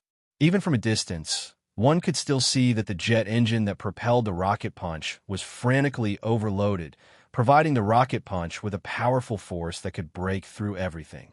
However, even so, the Lambda Drive System screen that protected the Raging Flame Demon Sword was so hard that it was almost as indestructible as the legendary Iron Wall.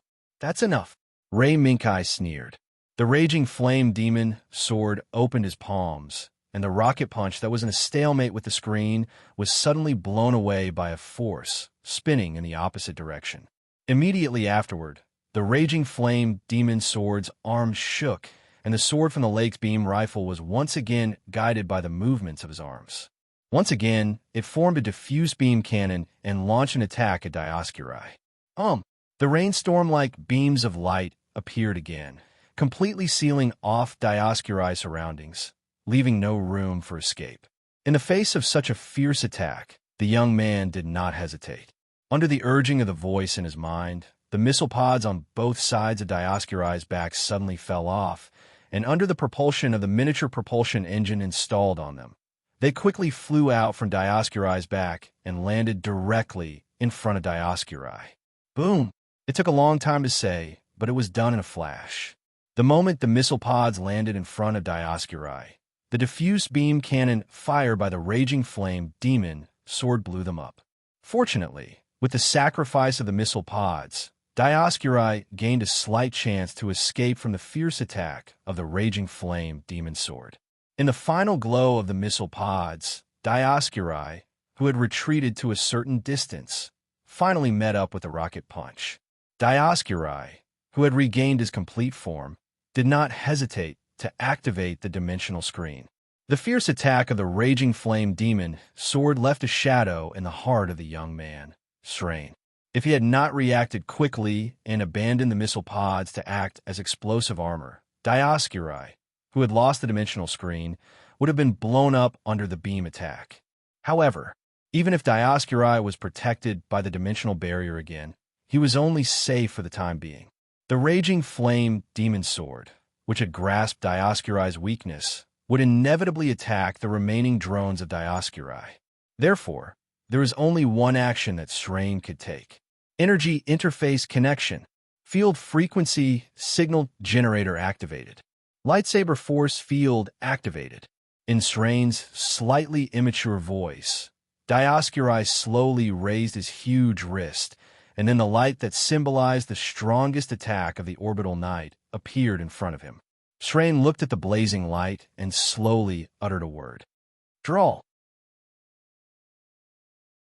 The moment Dioscuri raised the plasma lightsaber, the diffuse beam of the Raging Flame Demon Sword once again enveloped him.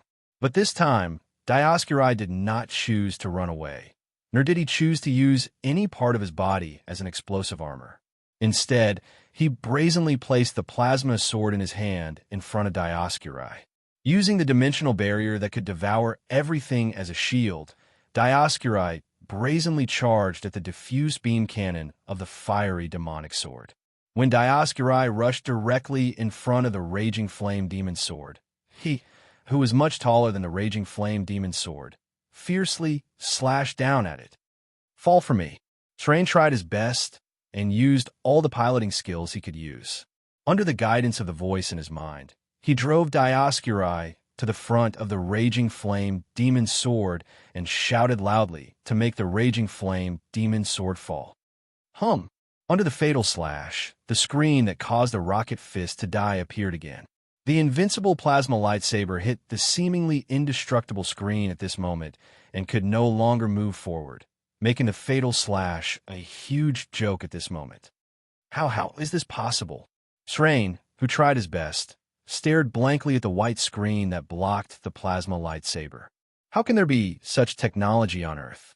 This is absolutely impossible. If there is such technology, how can the Earth Alliance army be suppressed by the orbital night?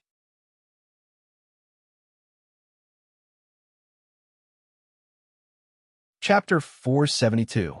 The operating power of the Lambda Drive system continues to rise. The cooling system is expected to reach its highest power in 30 seconds. AL's warning sounded. Activate the light wing cooling system. AL, you should know what to do. In front of him was the dazzling brilliance of the plasma beam sword.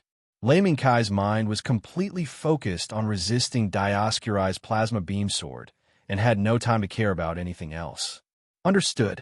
Activate the light wing cooling system. AL's efficiency was fast. As long as he received clear instructions, AL could complete what Lei Minkai wanted him to do in an instant. Under the light of the plasma beam sword, the light wings behind the roaring flame demon sword expanded until they were 1/3 larger than their original size, before slowing down. From a distance, the pair of light wings had already exceeded the proportion that could match the roaring flame demon sword. Now, the roaring flame demon sword was more like a small object hanging under the huge light wings. But because of this, the roaring flame demon sword, with its powerful light wing cooling system, could obtain far better cooling ability and continuous combat ability than other models of Lambda Drive system. So, the plasma beam sword, regarded as invincible by the Orbital Knight, finally met the shield that it could not destroy. The blazing light of the plasma beam sword pressed against the screen formed by the Lambda Drive system for a long time, unable to move forward even half a step. The stalemate between the two of them surprised Serene, and at the same time, it also made Lei Minkai feel bored. Now, both sides had an impenetrable shield to protect each other. No one could do anything to the other. However, compared to Serene, who had seen the power of the Lambda Drive system for the first time, Lei Minkai had already known Dioscuri's weakness. Now, Lei Minkai only lacked the opportunity to attack the weakness for the time being. As the electronic eye of the roaring flame demon sword flashed, a more powerful force than before burst out, expanding the screen that blocked the plasma beam sword again and forcibly pushing the plasma beam sword back. At the same time, the light wings behind the roaring flame demon sword flapped. Taking advantage of the moment when the plasma beam sword was pushed back, Dioscuri's movement was slowed down by half a beat. It quickly flew to the other side, where the universe was full of rubble. Don't even think about running. Even though the Raging Flame Magic Sword's sudden burst of power surprised Serene, when he saw the Raging Flame Magic Sword flying far away, Serene chased after it without even thinking about it. Little did he know that Slane's pursuit had fallen into Lei Minkai's trap. Just like what Lei Minkai did to Nilo Culus in New Liyuan City, Lei Minkai wanted to recreate the scene where Nilo Culus was destroyed by the debris falling from the sky. The dimensional wall that could devour everything was indeed a tricky existence. However, as long as he grasped the method, it would no longer be a problem. Come on, Dioscuri, devour all the obstacles in front of you, just like Nero Culus did. But when the roaring flame demon sword rushed into the space full of rubble, Lei Minkai looked at Dioscuri, who also plunged into the same space, and smiled. Obviously, unlike the roaring flame demon sword that shuttled through the space of rubble, the method adopted by the huge Dioscuri was indeed a bit barbaric. Except for avoiding the larger rubble, Slane ignored the rest of the rubble that was small enough to be ignored and pushed all the way through the dimensional wall of Dioscuri. As Dioscuri moved forward, a slightly obvious path appeared. It seems that the pilot in this Dioscuri should not be Count Zasbrum. Hiding in a large piece of rubble, Lei Minkai shook his head slightly as he looked at the path opened up by Dioscuri. Dioscuri could be repaired in a short time, but the damage suffered by Zasbrum, as its pilot, could not be healed in a short time. But who was the person sitting in Dioscuri? The only thing that could be inferred was that it was an extremely young pilot. However, any experienced pilot would not have followed the fiery demon sword headlong into this space filled with rubble so easily. If it were not for Dioscuri's dimensional wall, he would have been blown up several times by the roaring flame demon sword. This is a mistake made when one is young. Lamenting was one thing.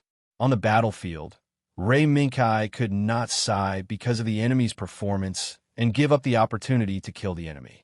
Dioscuri's whereabouts were extremely obvious. The path that devoured countless small rubble was as conspicuous as a bright light in the darkness. Now, what Lei Minkai had to do was to set up a trap in front of this path. A trap prepared for Dioscuri. Ow! Calculating the prediction result. The prediction has been confirmed. Please look at the screen. Almost as soon as Ray Minkai's voice fell, AL had already completed Ray Minkai's request and put on the screen for Ray Minkai to see. Well, do as I say. With a flash of light wings, the roaring flame demon sword once again disappeared into the shadow of the rubble belt. At the same time, Slain, who was piloting Dioscuri to search for the roaring flame demon sword, suddenly had a bad feeling. The sudden panic made Slain control Dioscuri to turn around and run away almost immediately.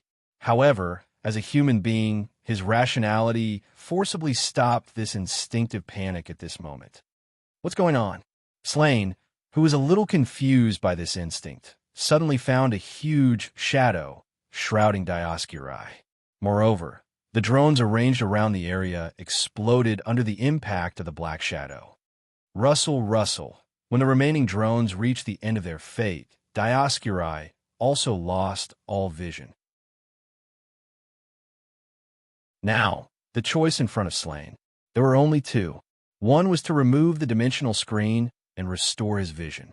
The other was to maintain the dimensional screen and try his best to retreat along the path he had come from according to his memory of when he came. However, to do the second choice, the enemy had to watch Dioscuri retreat. Was this realistic? At this point, Slain realized that he had really made a big mistake. While regretting it, Slain could only make a decisive choice, restoring his vision. In a dazzling burst of light, the dimensional screen shrouding Dioscuri was removed. At the same time, Slain, who had restored Dioscuri's vision, also saw a shocking scene. The shadow that he had noticed earlier was not anything but a huge piece of rubble with a diameter of 100 meters. It had appeared in front of Dioscuri and was coming straight at him at such a speed that Dioscuri could not escape from it. A chill rose from Slain's spine in an instant and quickly spread to his whole body. Without hesitation, Slain's first choice was to run. Even if he could not escape from the shadow of the huge rubble, the only thing Slain could think of now was to run. He had to do everything he could to escape. However, no matter how fast Dioscuri accelerated, he still could not escape from the shadow of the rubble. Quick, quick, quick! The shadow completely shrouded Dioscuri, and Slain lost his ability to think. All that was left was the will to escape and the longing for Ethelum. Just as the huge rubble was about to hit Dioscuri, a violent explosion suddenly set off from the huge rubble and blew it into several pieces. Serene Troyette, get out of here. This is not a place where you can stand, even if you are a knight of Her Royal Highness. When the familiar voice sounded, it also stunned Serene for a moment. Count Cludio. Slain's voice was filled with bewilderment as he saw a silver-white body appear in front of Dioscuri. It was Count Cludio's Tarsus. Back off, Slain Troyette. Although you are recognized as a knight by Princess Ethelum, I do not admit that you have the qualifications to be a knight. In Tarsus, Cludio scolded Slain as usual. It turned out that after receiving the order from the moon base, Cludio, who had returned from Earth, immediately joined the battle and appeared in front of Dioscuri in time. Moreover, Slain's performance made him extremely dissatisfied. Slain was silent, but he still did as he was told. In this battle, Serene finally realized how immature he was. The enemy only needed to lure him a little, and he would foolishly follow. In the end, he was just a young man who relied on his body's performance to show off. Dioscuri left. The raging flame sword did not chase after him. It just stayed in the airspace full of rubble and confronted Tarsus. Tarsus. This was a body that could predict the trajectory of a ballistic missile. In a broad sense, this was also a body that could see the future. And the pilot who piloted it was a pilot that Ray Minkai was somewhat concerned about.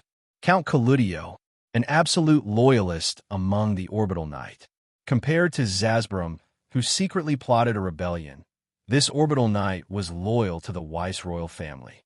We learned that Slain was not afraid of death and refused to reveal the whereabouts of Princess Ethelum in order to protect her. He was finally impressed by Slain's loyalty. In Euphemia and Rei Minkai's plan, the loyalists who were loyal to the Weiss royal family could be roped in.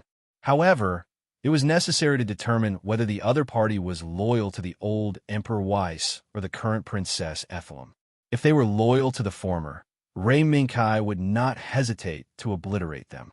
If they were loyal to the latter, Rei Minkai would naturally take other actions to test the authenticity of their loyalty. In the cockpit of Tarsus, Colludio stared at the raging flame sword. The orbital knight, who had overlooked Earth from the Earth-Moon orbit for more than 10 years, had never heard of or seen such a body developed by the Earth Alliance Army. The strange light wings, the mysterious power of the screen. It was telling the orbital knight that this was not a body developed by the Earth Alliance Army, which had been suppressed by the orbital knight for more than 10 years. The only thing they could do was to develop a laughable toy like Arion, and the body in front of him was undoubtedly a threat. Who is it? Colludio's mind worked frantically. He compared the information he collected from Earth over the years to eliminate all suspects. But in the end, he found nothing. No matter how hard he thought, Colludio, who could not figure out the true identity of the Raging Flame Sword, finally decided to take a direct action. Fight. Now that the battlefield had been engulfed in the flames of war, only a direct battle could let both sides know the identity and strength of the other party. Da-da-da. As the shield on Tarsus' right arm moved, the cannons on it suddenly roared at the Raging Flame Sword. However, the attack that shattered all the small stones in the way was still blocked by the mysterious screen of the Raging Flame Sword. Energy defense force field? No, that's not right. It was different from Slain. Colludio, who had been immersed in Aldnoah for a long time, immediately saw the difference between the mysterious screen of the Raging Flame Sword and the defensive force field produced by Aldnoah. In addition to being surprised, Colludio was even more certain that his speculation about the identity of the Raging Flame Sword was correct. This was not a body developed by the Earth Alliance Army. At this moment, Colludio thought of a ceasefire. However, after seeing the moon base that was already engulfed in flames of war, Colludio gave up on the idea. The enemy was already at their doorstep. Why would they need to stop the war? So the battle continued. In the asteroid belt, the battle between Tarsus and the Raging Flame Sword continued to shine. On the other side, Avalon, which was in the center of the battlefield, also received an encrypted message from Rei Minkai. Report. Captain, Your Majesty, I just received an encrypted message from Captain Knight. The Royalists have appeared. Your Majesty, please inform Princess Ethelem. The CIC report made Teresa and Euphemia look at each other. Captain Teresa, ask Princess Ethelem to come to the bridge. Euphemia made the decision without hesitation. A few minutes later, Ethelem, who had just arrived, came to the bridge accompanied by Idalizo. The Countess, on the other hand, went to the garage first. Your Majesty, Ethelem Visser Iliasia is here. Ethelem, who walked into the bridge, glanced at the battle situation on the main screen, then bowed to Euphemia. No need to be so polite. Princess Ethelem. Count Colludio, do you know him? Euphemia waved her hand and went straight to the point. She explained why she invited Ethelem to the bridge. Count Colludio. Ethelem was taken aback. She subconsciously replied, Yes. Yes. Count Colludio is the one who escorted me to Earth. Your Majesty, is there a problem? Euphemia nodded slightly and said something that shocked Ethelem. Count Colludio is now in a battle with Captain Knight. What do you think, Princess Esiram? In other words, she wanted Ethelem to make a decision. Kill or stay.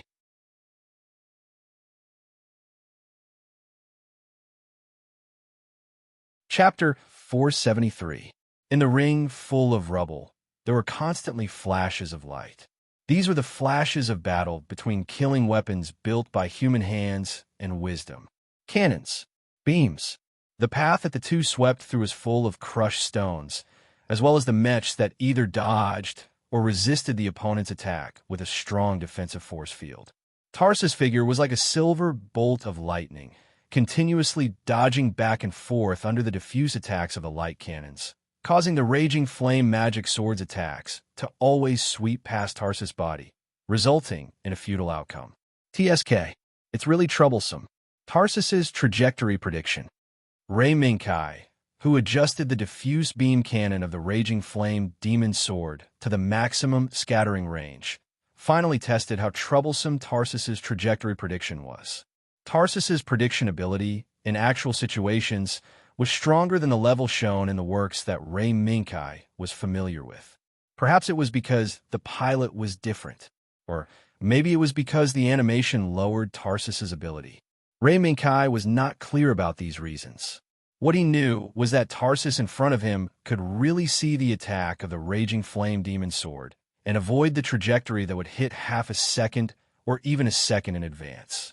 Kai, the white cat State Zero, who had always been slacking, raised its head and showed a look that wanted to take the initiative to attack. However, Lei Minkai stretched out his hand and stopped him. Lie down. You don't need to appear now. That eye is troublesome. Are you really difficult to deal with? The eye that the white cat State Zero mentioned was Tarsus's prediction ability. What's so difficult about that? Ray Minkai smiled and did not care much about Tarsus's ability. The ability to see the trajectory was indeed troublesome. However, no matter how troublesome the ability was, there would always be a limit. Otherwise, Serene would not have tried every means to use the boundary mound Einaran to destroy Dioscuri's dimensional screen, and then bet on a lifetime of luck to blow up Dioscuri and kill Zazbram. Of course, the current Ray Minkai didn't have Serene's painstaking efforts to set up a killing trap, nor did he need to learn from Serene and gamble his life's worth of luck to kill the enemy. The complete body sword from the lake's beam gun was held in his left hand by the raging flame demon sword. The instant Tarsus caught up, he accelerated and charged into the shadow of the large rock on the left. Tarsus was stunned by the rapid retreat of the raging flame magic sword. Judging from the fiery flame diabolical sword's attack, Colludio did not think that the pilot with the fiery flame diabolical sword would retreat easily. Although he was puzzled, Colludio did not hesitate and decisively chose to pursue. In his view, although the layer of power protecting the raging flame magic sword was strange, in front of Tarsus's powerful ability to predict the trajectory of all attacks, Tarsus was already in an invincible position. Don't even think about escaping. The silver lightning flashed past countless pieces of rubble, biting tightly onto the back of the raging flame demon sword. That annoying eyes catching up. State Zero, the white cat that was pushed back by Ray Minkai, was a little unhappy. It rarely took the initiative to volunteer to fight, but Ray Minkai did not appreciate it and pushed it back. Okay, I got it. Ray Minkai gently pulled with his left hand. His index finger, middle finger, and ring finger pressed repeatedly. The 165mm howitzer that he had deliberately set aside was finally transferred to the right arm of the raging flame demon sword by the auxiliary mechanical arm. At this moment, the raging flame demon sword's left hand was holding the sword from the lake, which was in the form of a diffusing beam gun, and the 165mm howitzer in the right hand. In the blink of an eye, the raging flame demon sword's hands were equipped with powerful weapons. However, only the raging flame demon sword could play with such powerful weapons. Whether it was the sword from the lake's beam gun, which could achieve sniping and diffusing AoE, or the 165mm howitzer, both weapons had strict requirements on the performance of the body. Only the modified Raging Flame Demon Sword, that had both a high-power nuclear fusion reactor and a lambda drive system, could play with such weapons. When a new weapons appeared on the Raging Flame Demon Sword's hands, Tarsus, who had been chasing after the Raging Flame Demon Sword, also noticed this scene. A new weapon? So many tricks. However, Tarsus's foresight is not something that can be defeated by changing weapons. At first, Colludio was a little surprised by the Raging Flame Demon Sword's new weapon. However, after seeing that the new weapon was just a cannon with an unimaginable caliber, he did not pay much attention to it. If the diffusing beam gun with wide-area destructive power could not pose any threat to Tarsus, what could the howitzer that could only fire one shot at a time do? This was not because Colludio looked down on the Raging Flame Demon Sword's 165 millimeters howitzer, but because he had full confidence in Tarsus's foresight. The diffusing beam gun fired again. A ceiling net formed by more than 10 beams of light enveloped Tarsus. However, the situation was exactly the same as before. No, it was not the same. Among the beams of light that sealed off a large area, there was a grenade that was shot out. Is this your trick? Relying on Tarsus's foresight, Colludio easily dodged the grenade hidden in the beam of light. A trace of disdain appeared in his eyes. Set it to 110. Ray Minkai did not know about Colludio's disdain. Even if he knew, he would not care. After all, every grenade shot by the Raging Flame Demon Sword had a purpose. Boom! The brilliance of the Lambda Drive system constantly flashed behind the 165 millimeters howitzer. Again and again, the powerful recoil of the 165 millimeters howitzer was enough to tear apart an M9. Set it to 100. Ray Minkai looked at Tarsus dodging the howitzer's beams while firmly pulling the trigger and firing grenades at Tarsus. From the perspective of others, although Ray Minkai's actions seemed to be methodical, in fact, he could not hit Tarsus, who was dodging back and forth in the beam of light. Otherwise, with the Raging Flame Demon Sword's mobility, Tarsus, who relied on his foresight, would have already dealt with the Raging Flame Demon Sword. Why? You can't hit Tarsus, but you keep firing grenades? Are you toying with me?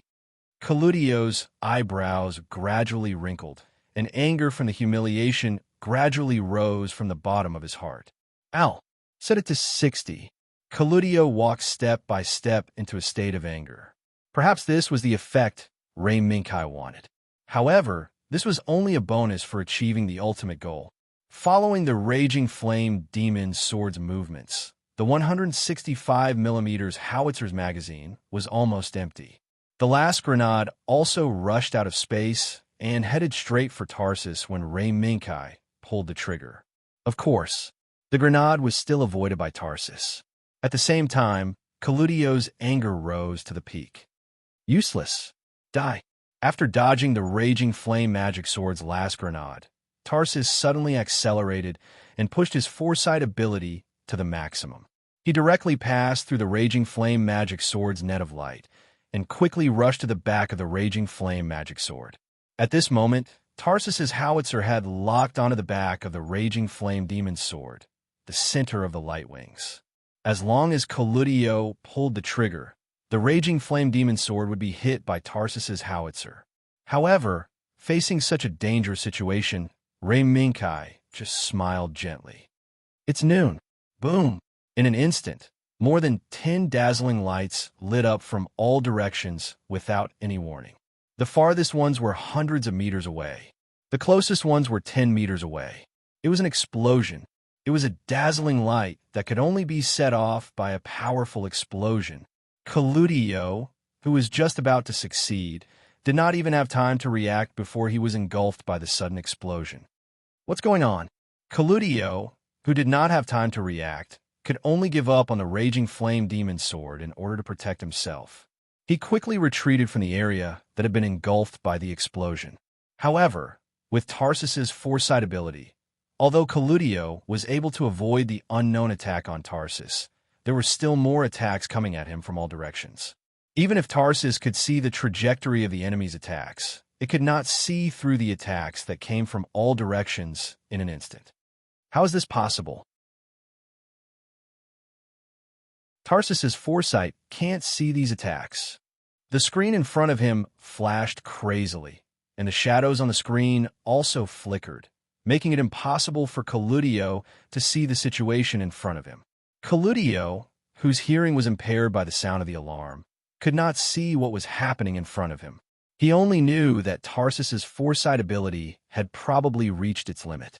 The rubble that came from all directions, as well as the unknown attacks mixed in with it, had completely sealed off Tarsus's escape route. No matter how powerful Tarsus's foresight ability was, it could not escape from an area that was completely sealed off from all directions. Bang! Bang! Even though the gravel was brittle, under the extremely high acceleration, Tarsus's armor was unable to withstand the powerful impact created by the extremely fast speed. 1. 2. Scars from the impact of the rubble kept appearing on Tarsus' armor. The screen in front of him flickered crazily, and he was almost at the end of his life. Cludio, who was gritting his teeth and trying everything to escape from this place of death, suddenly had an idea. That body. In the flickering screen, Cludio saw that in the mysterious force field, the roaring flame demon sword was intact as it watched Tarsus being forced into a corner by the attacks coming from all directions. Although the foresight ability is troublesome, Tarsus did not see further into the future. Therefore, the grenade fired by the roaring flame demon sword earlier was Tarsus's death warrant. Ray Minkai casually explained to White Cat Zero as the roaring flame demon sword raised a 165mm howitzer with a new magazine. Delay fuse? Is this what you asked that blockhead to do? Regarding AL's existence, State White Cat Zero unceremoniously described him as a blockhead. The grenades that were fired earlier were not meant to hit Tarsus. It was just that in the process of firing, they put Tarsus in the crosshair and used Tarsus's foresight ability as a cover to let the grenade hit the surrounding rubble futilely while Tarsus was dodging. Then, under the control of Lame Minkai and AL, the grenades that were dodged by Tarsus quickly filled the area where the fiery demon sword and Tarsus were fighting. At the moment the countdown ended, a violent explosion that was enough to engulf the fiery demon sword and Tarsus was neatly and uniformly exploded. Almost there. Now, it's time to retract the net that was cast before. Tarsus, whose escape route was blocked, could no longer avoid the attack from the roaring flame demon sword. The grenade that was shot out and streaked across the void in the blink of an eye exploded the moment it hit Tarsus. The violent explosion sent Tarsus, whose external armor was already damaged, flying. After smashing through a lot of small rubble, it finally landed on a larger rubble, creating a deep pit.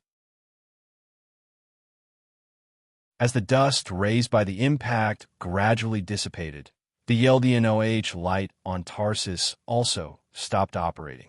Mission completed. AL, send out the signal. Let Avalon send someone to retrieve Tarsus. Ray Minkai held back. Otherwise, with the support of the Lambda Drive system, the 165mm howitzer attack would definitely be able to smash Tarsus into pieces. When the recovery signal was sent to Avalon, Ethelum could not help but breathe a sigh of relief. But when Euphemia threw the question of whether to kill or keep, Ethelum was hesitant. She did not know whether Cludio was involved in the assassination plan or not. As an insider, Ray Minkai did not mention this to Ethelum. Therefore, this decision was difficult for Ethelum. But in the end, Ethelum made a choice under the trust developed during the journey when Count Cludio escorted her to Earth. Count Firmian, please take care of Count Cludio. Ethelum looked at the Countess on the screen and ordered, Yes, Your Royal Highness Princess Ethelum. I will complete the task you gave me. Then, Your Majesty Britannia, please allow me to attack. Firmian first promised Ethelum that he would complete the task, then turned back to Euphemia and asked for permission. Euphemia nodded slightly and gave her permission. Looking at Horace's receding figure, Ethelum bowed deeply to Euphemia. Thank you very much, Your Majesty Euphemia Visser Britannia. Euphemia smiled and waved her hand. No need. Helping you is also helping ourselves. We originally had no intention of intervening in the war between Earth and Mars. It's just that we happened to appear here at this inappropriate time.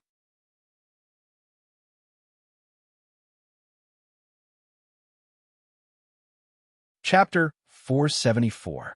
On the other side, Xia Yufeng and Xia Yulan, the twins, were also engaged in a fierce battle at the flank of the battlefield. There were many of them. They were agile and strange. The small, unmanned weapons that could hide their tracks became the dominators of this battlefield. Every time the purple-red light beams appeared, they could cause damage to the Lionheart Knight, or even kill it. Everyone changed targets. Leave this to us. Xia Yufeng knew the source of these attacks. and she also knew that these attacks were fatal to normal pilots. Therefore, after confirming the source of the attacks, Xia Yufang decisively decided to deal with this strange enemy with her sister Xia Yulan. A red body with a large pod between its feet and shoulders appeared in front of the Gemini. Xia Yufang witnessed the entire process of the unmanned weapons returning from the void and returning to the pods on the body's shoulders and feet. Yufang, are those the floating cannons that Sir mentioned? Xia Yulan looked at the brown-red, rifle-type unmanned weapons that looked like they did not have handles. She could not help but think of the lessons Rei Mingkai specially taught so that the twins could have a certain understanding of the special equipment that might appear in future battles. It doesn't look like it. However, looking at its trajectory, there should be some similarities. Be careful. Xia Yufang was not too sure that the body in front of her was the one that used the floating cannons, but her vigilance had already risen sharply. Okay. Xia Yulan did not dare to be careless. Therefore, the Lionheart Knight that the twins were piloting quickly separated in the blink of an eye. One from the left and one from the right, they surrounded the red slender body that seemed to be using the floating cannons. Before the twins' Lionheart Knight could reach half the distance, the floating cannons that had just been retracted were all activated. In the midst of the gushing flames, they scattered in all directions. Be careful, Yulan. As Xia Yufang's warning sounded, more than 10 light beams enveloped the Lionheart Knight that Xia Yufang was piloting. Fortunately, at the moment when it was about to be hit, the Lionheart Knight that was modified with the Lambda Drive system instantly activated the power of the Lambda Drive system and blocked the light beams with a powerful screen. On the other hand, Xia Yulan encountered the same situation as Xia Yufang. Of course, Xia Yulan's Lionheart Knight also unleashed the power of the Lambda Drive system, preventing it from being harmed by the enemy's attacks. Being able to obtain the unique power of the Lambda Drive system for the mass-produced Lionheart Knight was all thanks to the success of the Flame Demon Sword and the hard work of Roy, Mina, and the others. Therefore, there was this scene of the Gemini being protected by the powerful power of the Lambda Drive system in time. The Lambda Drive system works. Xia Yulan said softly as she looked at the screen that blocked the light. Yes, it seems like these unmanned weapons that are suspected to be floating cannons aren't as powerful as my lord said. Xia Yufang nodded. Judging from the previous attack, although the enemy's floating cannons were strange, their output didn't seem to be very high. Perhaps this was also a sacrifice to maintain the large number of creatures. At the same time, Gemini had an idea. Yulan. Yes, the telepathic connection between the Gemini did not require too much communication. Which is a soft call, both sides would know what the other was thinking. The Gemini Lionheart Knight's movements changed, and it accelerated to retreat. Count Maris Hank, one of the 37 orbital knights, who was piloting the red slender body, noticed the look on his face. He looked like he was frightened by the enemy's strange weapons. Ha ha! Inferior races are indeed inferior races. My Herschel had only made a simple attack, and he was already frightened. Earthlings are nothing more than this. Count Maris Hank, who was satisfied with the amazing effect of his beloved machine, Herschel, was in a very good mood. Herschel, this was one of the orbital 37 night pilots, Maris Hank's airframe. Its biggest feature, apart from its slender body, was the 30 floating cannons stored in the 4 pods on its back. For the sake of convenience, I didn't find the relevant set of wheels, so I could only use common words to name them. As many as 30 floating cannons. No matter if placed in any realistic mecha battle anime, it would be an extremely shocking weapon, especially when equipped with such a large number of floating cannons. Herschel still retained the MS specifications instead of the MA specifications. However, although the number of floating cannons reached an astonishing number of 30, some sacrifices had to be made in their acceleration and attack performance. Therefore, even Maris Hank, who was delighted by the escape of the Gemini Lionheart Knight, couldn't catch up with the Gemini in a short time. They really know how to run. Maris Hank looked at the shining light wings behind the Lionheart Knight and couldn't help but say fiercely. What he didn't know was that, during this chase, The Gemini had already figured out most of the functions of Herschel's floating cannons. Once again, there was no exchange of words. The Gemini players only exchanged glances with each other through the screen before separating once again. At the same time, they raised the 50mm machine guns in their hands and fired at the floating cannons chasing behind them. The 50mm machine guns wildly spat out fire. Some of the floating cannons chasing behind the Gemini were suddenly hit by the cannonballs that tore through the darkness. The stable and fast flight was messed up, and one by one, they were swallowed by the explosion. Even if they were lucky not to be blown up by the 50mm machine guns, they were still blown up when they collided with the other floating cannons around them. Boom! Boom! Boom! The sudden change stunned Hank for a moment, but in the next second, he quickly reacted and immediately changed the attack mode of the floating cannons. However, even so, the Gemini's attack was still swift and effective. For the Gemini, changing the attack mode of the floating cannons was nothing more than swapping the Lionheart Knight with a 50mm machine gun in one hand and a rapid-fire cannon in the other to continue firing. As the light wings flashed, the Lionheart Knight, which had better mobility than Herschel's floating cannons, was like two butterflies dancing among flowers under the control of the Gemini. They intertwined and danced in the air, drawing a bright and moving picture scroll. However, behind this picture scroll was the constant loss of Herschel's floating cannons. How is this possible? My Herschel actually knows how to do this. Watching the floating cannons of his beloved machine being almost completely annihilated by the Gemini, Hank could hardly believe what he was seeing. However, the cruel reality kept on rubbing Hank against the ground over and over again.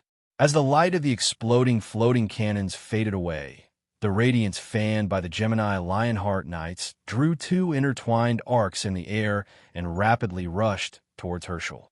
Now, after losing most of the floating cannons, the only weapon that Herschel could use was the beam gun that he had been holding since the beginning. In terms of attack, the beam gun was slightly better. However, in the face of the Gemini's Lionheart Knight's Lambda drive screen, it was still powerless. Just based on you inferior races, how could you possibly touch me? Herschel, who was retreating rapidly, madly raised the beam gun in his hand and fired a series of violent attacks. Yulan, facing Herschel, who was close to death, Xia Yufeng did not panic. Instead, she faced the difficulties without fear and forcibly used the Lambda drive screen to receive all of Herschel's crazy attacks. The moment Xia Yufeng sent out the signal, Xia Yulan's Lionheart Knight folded and spread its light wings and lowered its altitude. The moment it disappeared from Herschel's line of sight, it burst out the upper limit of its speed and turned into a flash of lightning, launching an attack from below. The next second, Count Hank, who was still shouting about inferior races, suddenly felt a chill down his spine. As if he was called by the Grim Reaper, Hank, who subconsciously turned his head, saw the last scene before his death. An orchid named Yulan quietly bloomed in front of his eyes. Obliterate! When the cold girl's voice sounded, a trace of cold touch burst out from Hank's back, and then a trace of shocking dark red appeared in front of Hank's eyes. How could our orbit, night, how could lose as the cold touch moved? The emptiness that belonged to the endless void quietly came, completely dragging Hank's last trace of vitality into the abyss of eternal damnation. Mission completed. Someone come, bring this body and this thing back. Xia Yufeng stopped the body next to Herschel and the remaining Dragon Knight. While driving the body and shaking hands with Xia Yulan's Lionheart Knight, Xia Yufeng issued the order to collect the spoils of war. At the same time, in the laboratory of Avalon, Royd's unique voice also sounded. What the hell did the twin sisters do? They actually captured such a precious body. Floating cannon. Now, I can finally design a set of equipment that can use the floating cannon for the knight's raging flame magic sword.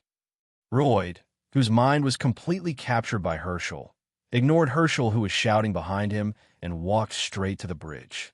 Royd, this. Miss Mira. Miss Nami, I'll follow him first. Herschel shook his head helplessly, turned around, and said something to Mira and Nami who were sitting in the safety chair, then chased after them. Is the equipment called the floating cannon very powerful? Nami, who had just boarded Avalon not long ago, missed some adaptive classes, so she didn't have a general impression. Yeah, Mira tilted her head in thought. If used properly, it seems to be equivalent to the firepower of a fleet. Really? You're kidding, right? Nami, who hadn't completely changed her mind from a land battle between AAs to a space battle between fleets, exclaimed in disbelief. Well, probably. Ignoring how the two whisperers who hadn't fully adapted to the space battle thought about the floating cannon, Ray Minkai had already touched the edge of the moon base. After defeating Tarsus, the raging flame magic sword that advanced along the gravel belt was not blocked by the enemy. Perhaps it was because the gravel belt was well hidden. Or perhaps it was because Avalon's assault made the situation of the entire battlefield fall into a stalemate. The raging flame magic sword that advanced alone in the gravel belt didn't even see the shadow of the enemy. Is this the moon base? Under the broken surface of the moon was the flickering lights of the base. Under the observation of the raging flame magic sword's electronic eyes, the sparse figures standing on the observation deck were clearly displayed in front of Ray Minkai. Is the general here? The raging flame magic sword raised the 165mm howitzer in its hand. Under the dark muzzle, the wise soldiers who found that the raging flame magic sword had broken through the front of the moon base fled into the interior of the moon base in panic. However, Ray Minkai didn't fire. Because Dioscuri, who had just retreated to the moon base under the cover of Tarsus, once again appeared in front of the raging flame magic sword. Are you in a hurry to die? Princess, why didn't you let me go?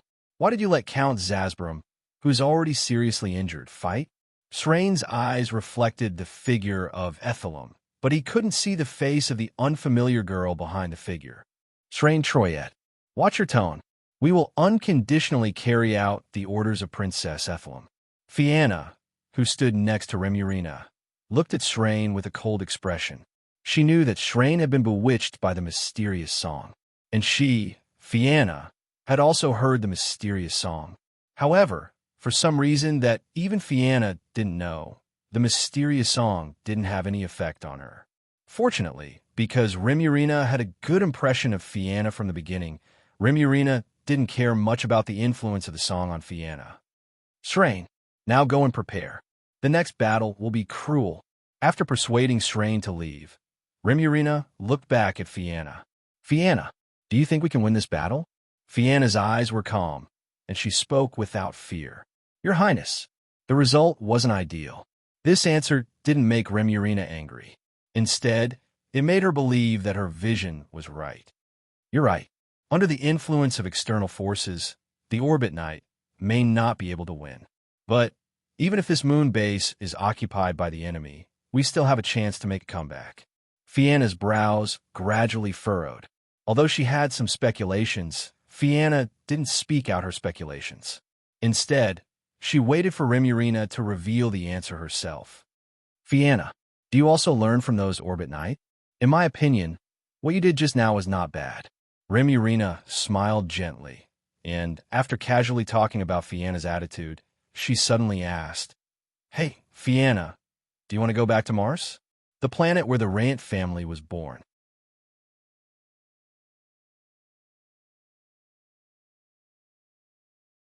Chapter 475. Dioscuri, who had returned, became a stumbling block. However, this was not the stumbling block that blocked the path of the flame demon sword alone.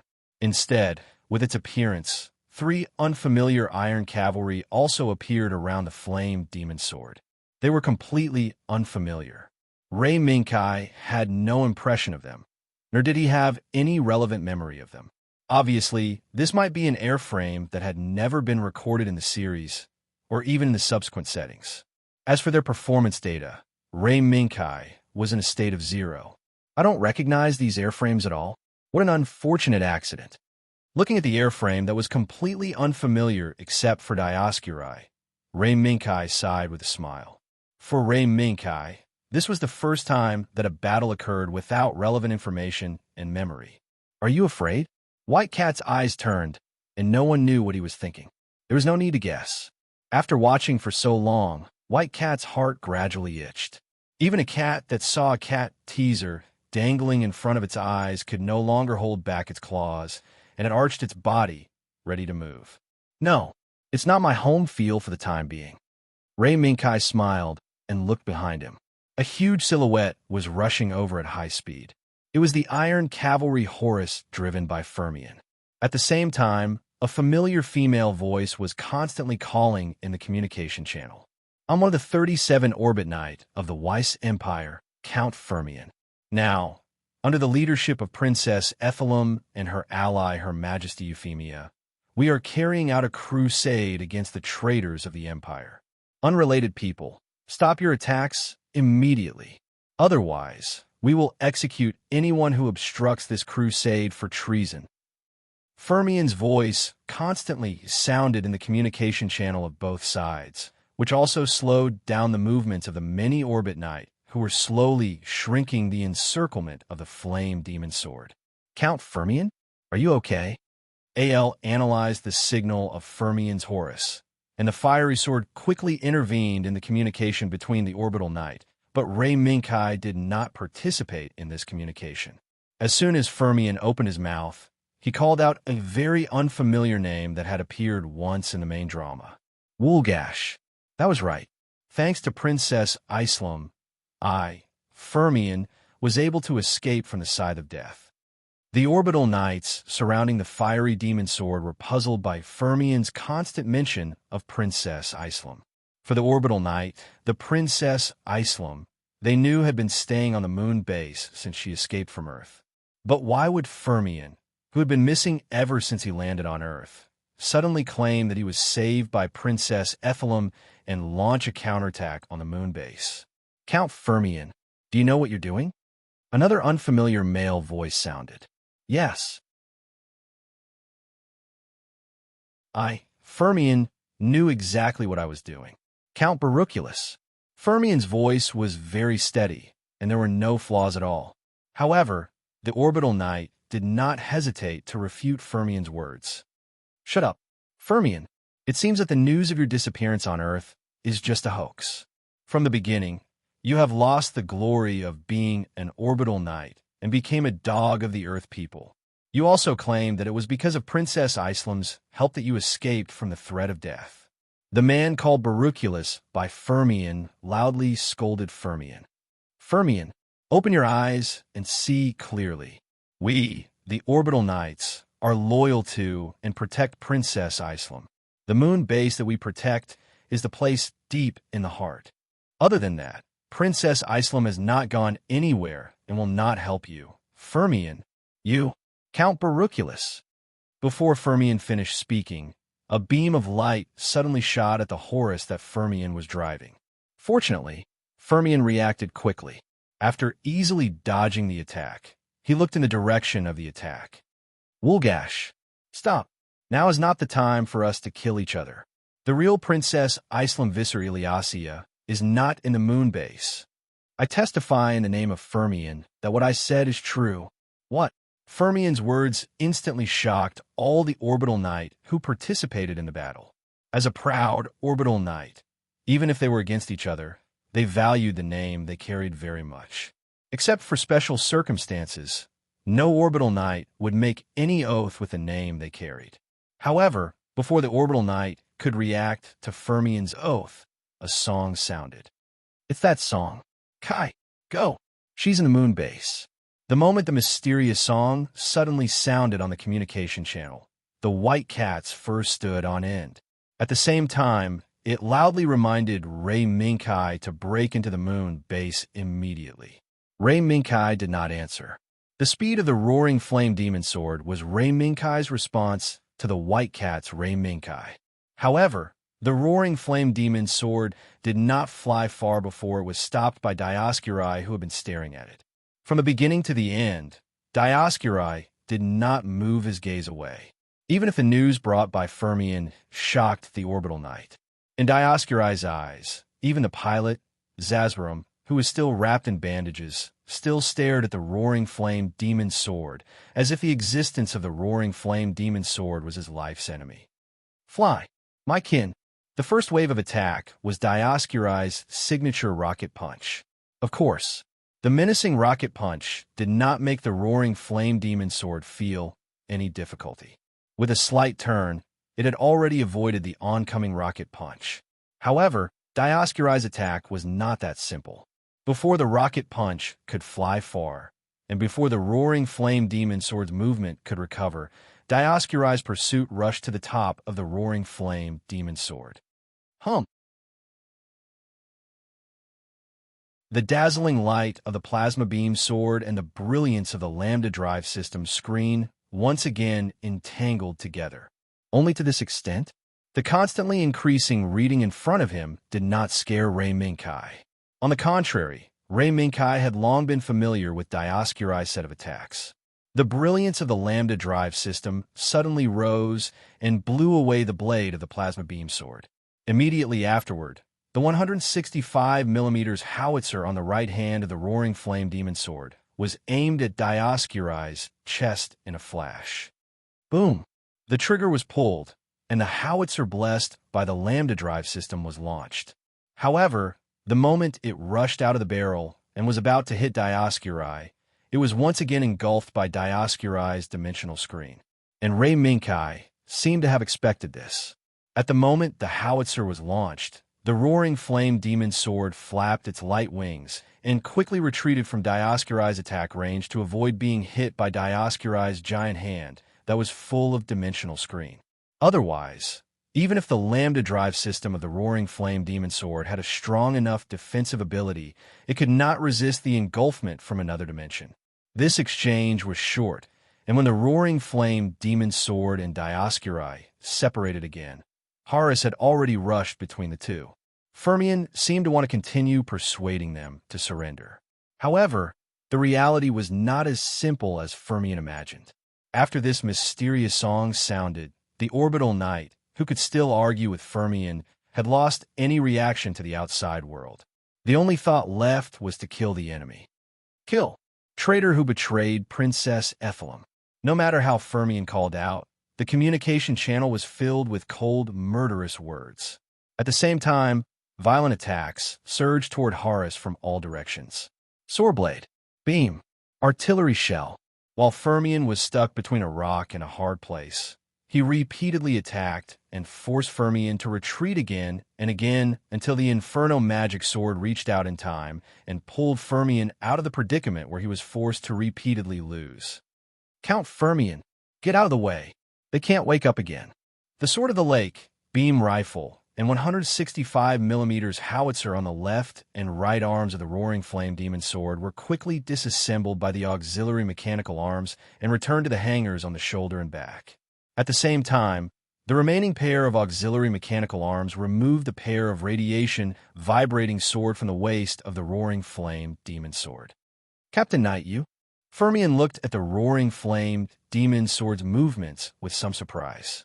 Fermion was very clear about the power of the Sword of the Lake and the 165mm howitzer, but she never thought that the roaring flame demon sword would give up using such powerful weapons and switch to a longsword with certain limitations. She didn't know that for the roaring flame demon sword, the most powerful weapon among all of his weapons was not the Sword of the Lake, nor the 165mm howitzer, but the radiation vibrating sword hanging from his waist. Avalon, asked Princess Ethelum. With both hands in his hands, Rei Minkai's eyes gradually became cold.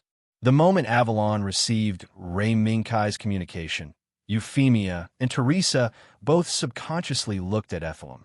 The meaning of Rei Minkai's words was very simple. It was still the same question: kill or keep. When Fermion was negotiating with the Orbital Knight just now, the latter's attitude after being affected by the sudden mysterious song could no longer be regarded as the Orbital Knight that Ethelum and the others were familiar with. Ethelum bit her lip, but she quickly made a decision. Captain Knight, if they can't wake up, then I'll leave it to you. She didn't say it explicitly, but the meaning was very clear. Understood, Princess Ethelum. Ray Minkai responded and then sent a signal to Horus. Cover me, Count Firmian. After that, the roaring flame demon sword retreated, and then the radiation vibrating sword in his hands slightly glowed. Although it was not bright, for some reason, Firmian, who saw it in his eyes, felt a faint sense of uneasiness. It was as if something terrible was about to come to this world soon. Fly, my dependents. There was not much time for Firmian to hesitate. The retreat of the roaring flame demon sword and the fluorescence emitted by the two swords also attracted the attention of the Orbital Knight.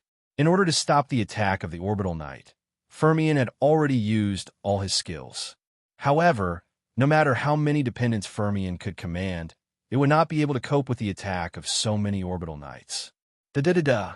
Just when Horus was about to be unable to stop the attack from the Orbital Knight, two attacks suddenly intervened in this battlefield. What? Firmian looked back in surprise, and suddenly his whole body seemed to have fallen into a cold cave, unable to move at all. Don't be in a daze. Cover the Captain Knight. As the cold voice sounded, two Lionheart Knight with two different orchids painted on the shoulders landed on the left and right sides of Horus. Obviously, the only people who could make Firmian so afraid were the Gemini, Xia Yufeng and Xia Yulon, who Firmian had experienced countless reincarnations of life and death. After defeating Herschel, no one could stop the Gemini, who quickly ran through the entire battlefield and appeared here in time. The intervention of the Gemini gradually stabilized Horus's position, and the roaring flame demon sword, which had retreated a distance, also reached the best time. The fluorescence on the two swords became brighter and brighter. Traces of power from the lambda drive system were constantly guided to the blade, gathering from a weak light into a dazzling light that no one could ignore. At this moment, Ray Minkai's mind was extremely focused, and the light wings of the roaring flame demon sword were also under the influence of Ray Minkai's mental fluctuations. The power of the lambda drive system increased crazily, expanding more and more until it became a huge pair of light wings. Then, the roaring flame demon sword slowly raised the blade filled with light. The increasingly bright light on the blade was so clear that whether it was on the moon base, Avalon, or even at the Earth Joint headquarters, it was already late at night. Retreat. Firmian. As soon as the Gemini saw the bright light, they decisively chose to retreat. What? Firmian, who was attracted by the light, did not react in time, but out of fear of the Gemini, she instinctively chose to obey, followed behind the Gemini's Lionheart Knight, and quickly retreated. The next moment, Firmian saw the most beautiful, but also the most deadly light she had ever seen in her life. The attractive light broke through the endless darkness and also shrouded the Orbital Knight chasing behind Horus and the Gemini Lionheart Knight. Looking from the moon base, the armored knights driven by the Orbital Knights seemed to have been inspired by heaven, shrouded in a holy light that descended from the sky, leading these proud Orbital Knights to a beautiful heaven. In fact, this might be the truth. However, whether the Orbital Knight destroyed by the sword light of the roaring flame demon sword could really go to heaven depended on their own luck. You're tuning into the Warrior Lore YouTube channel. Don't forget to subscribe and join us on this journey to catch the most captivating stories.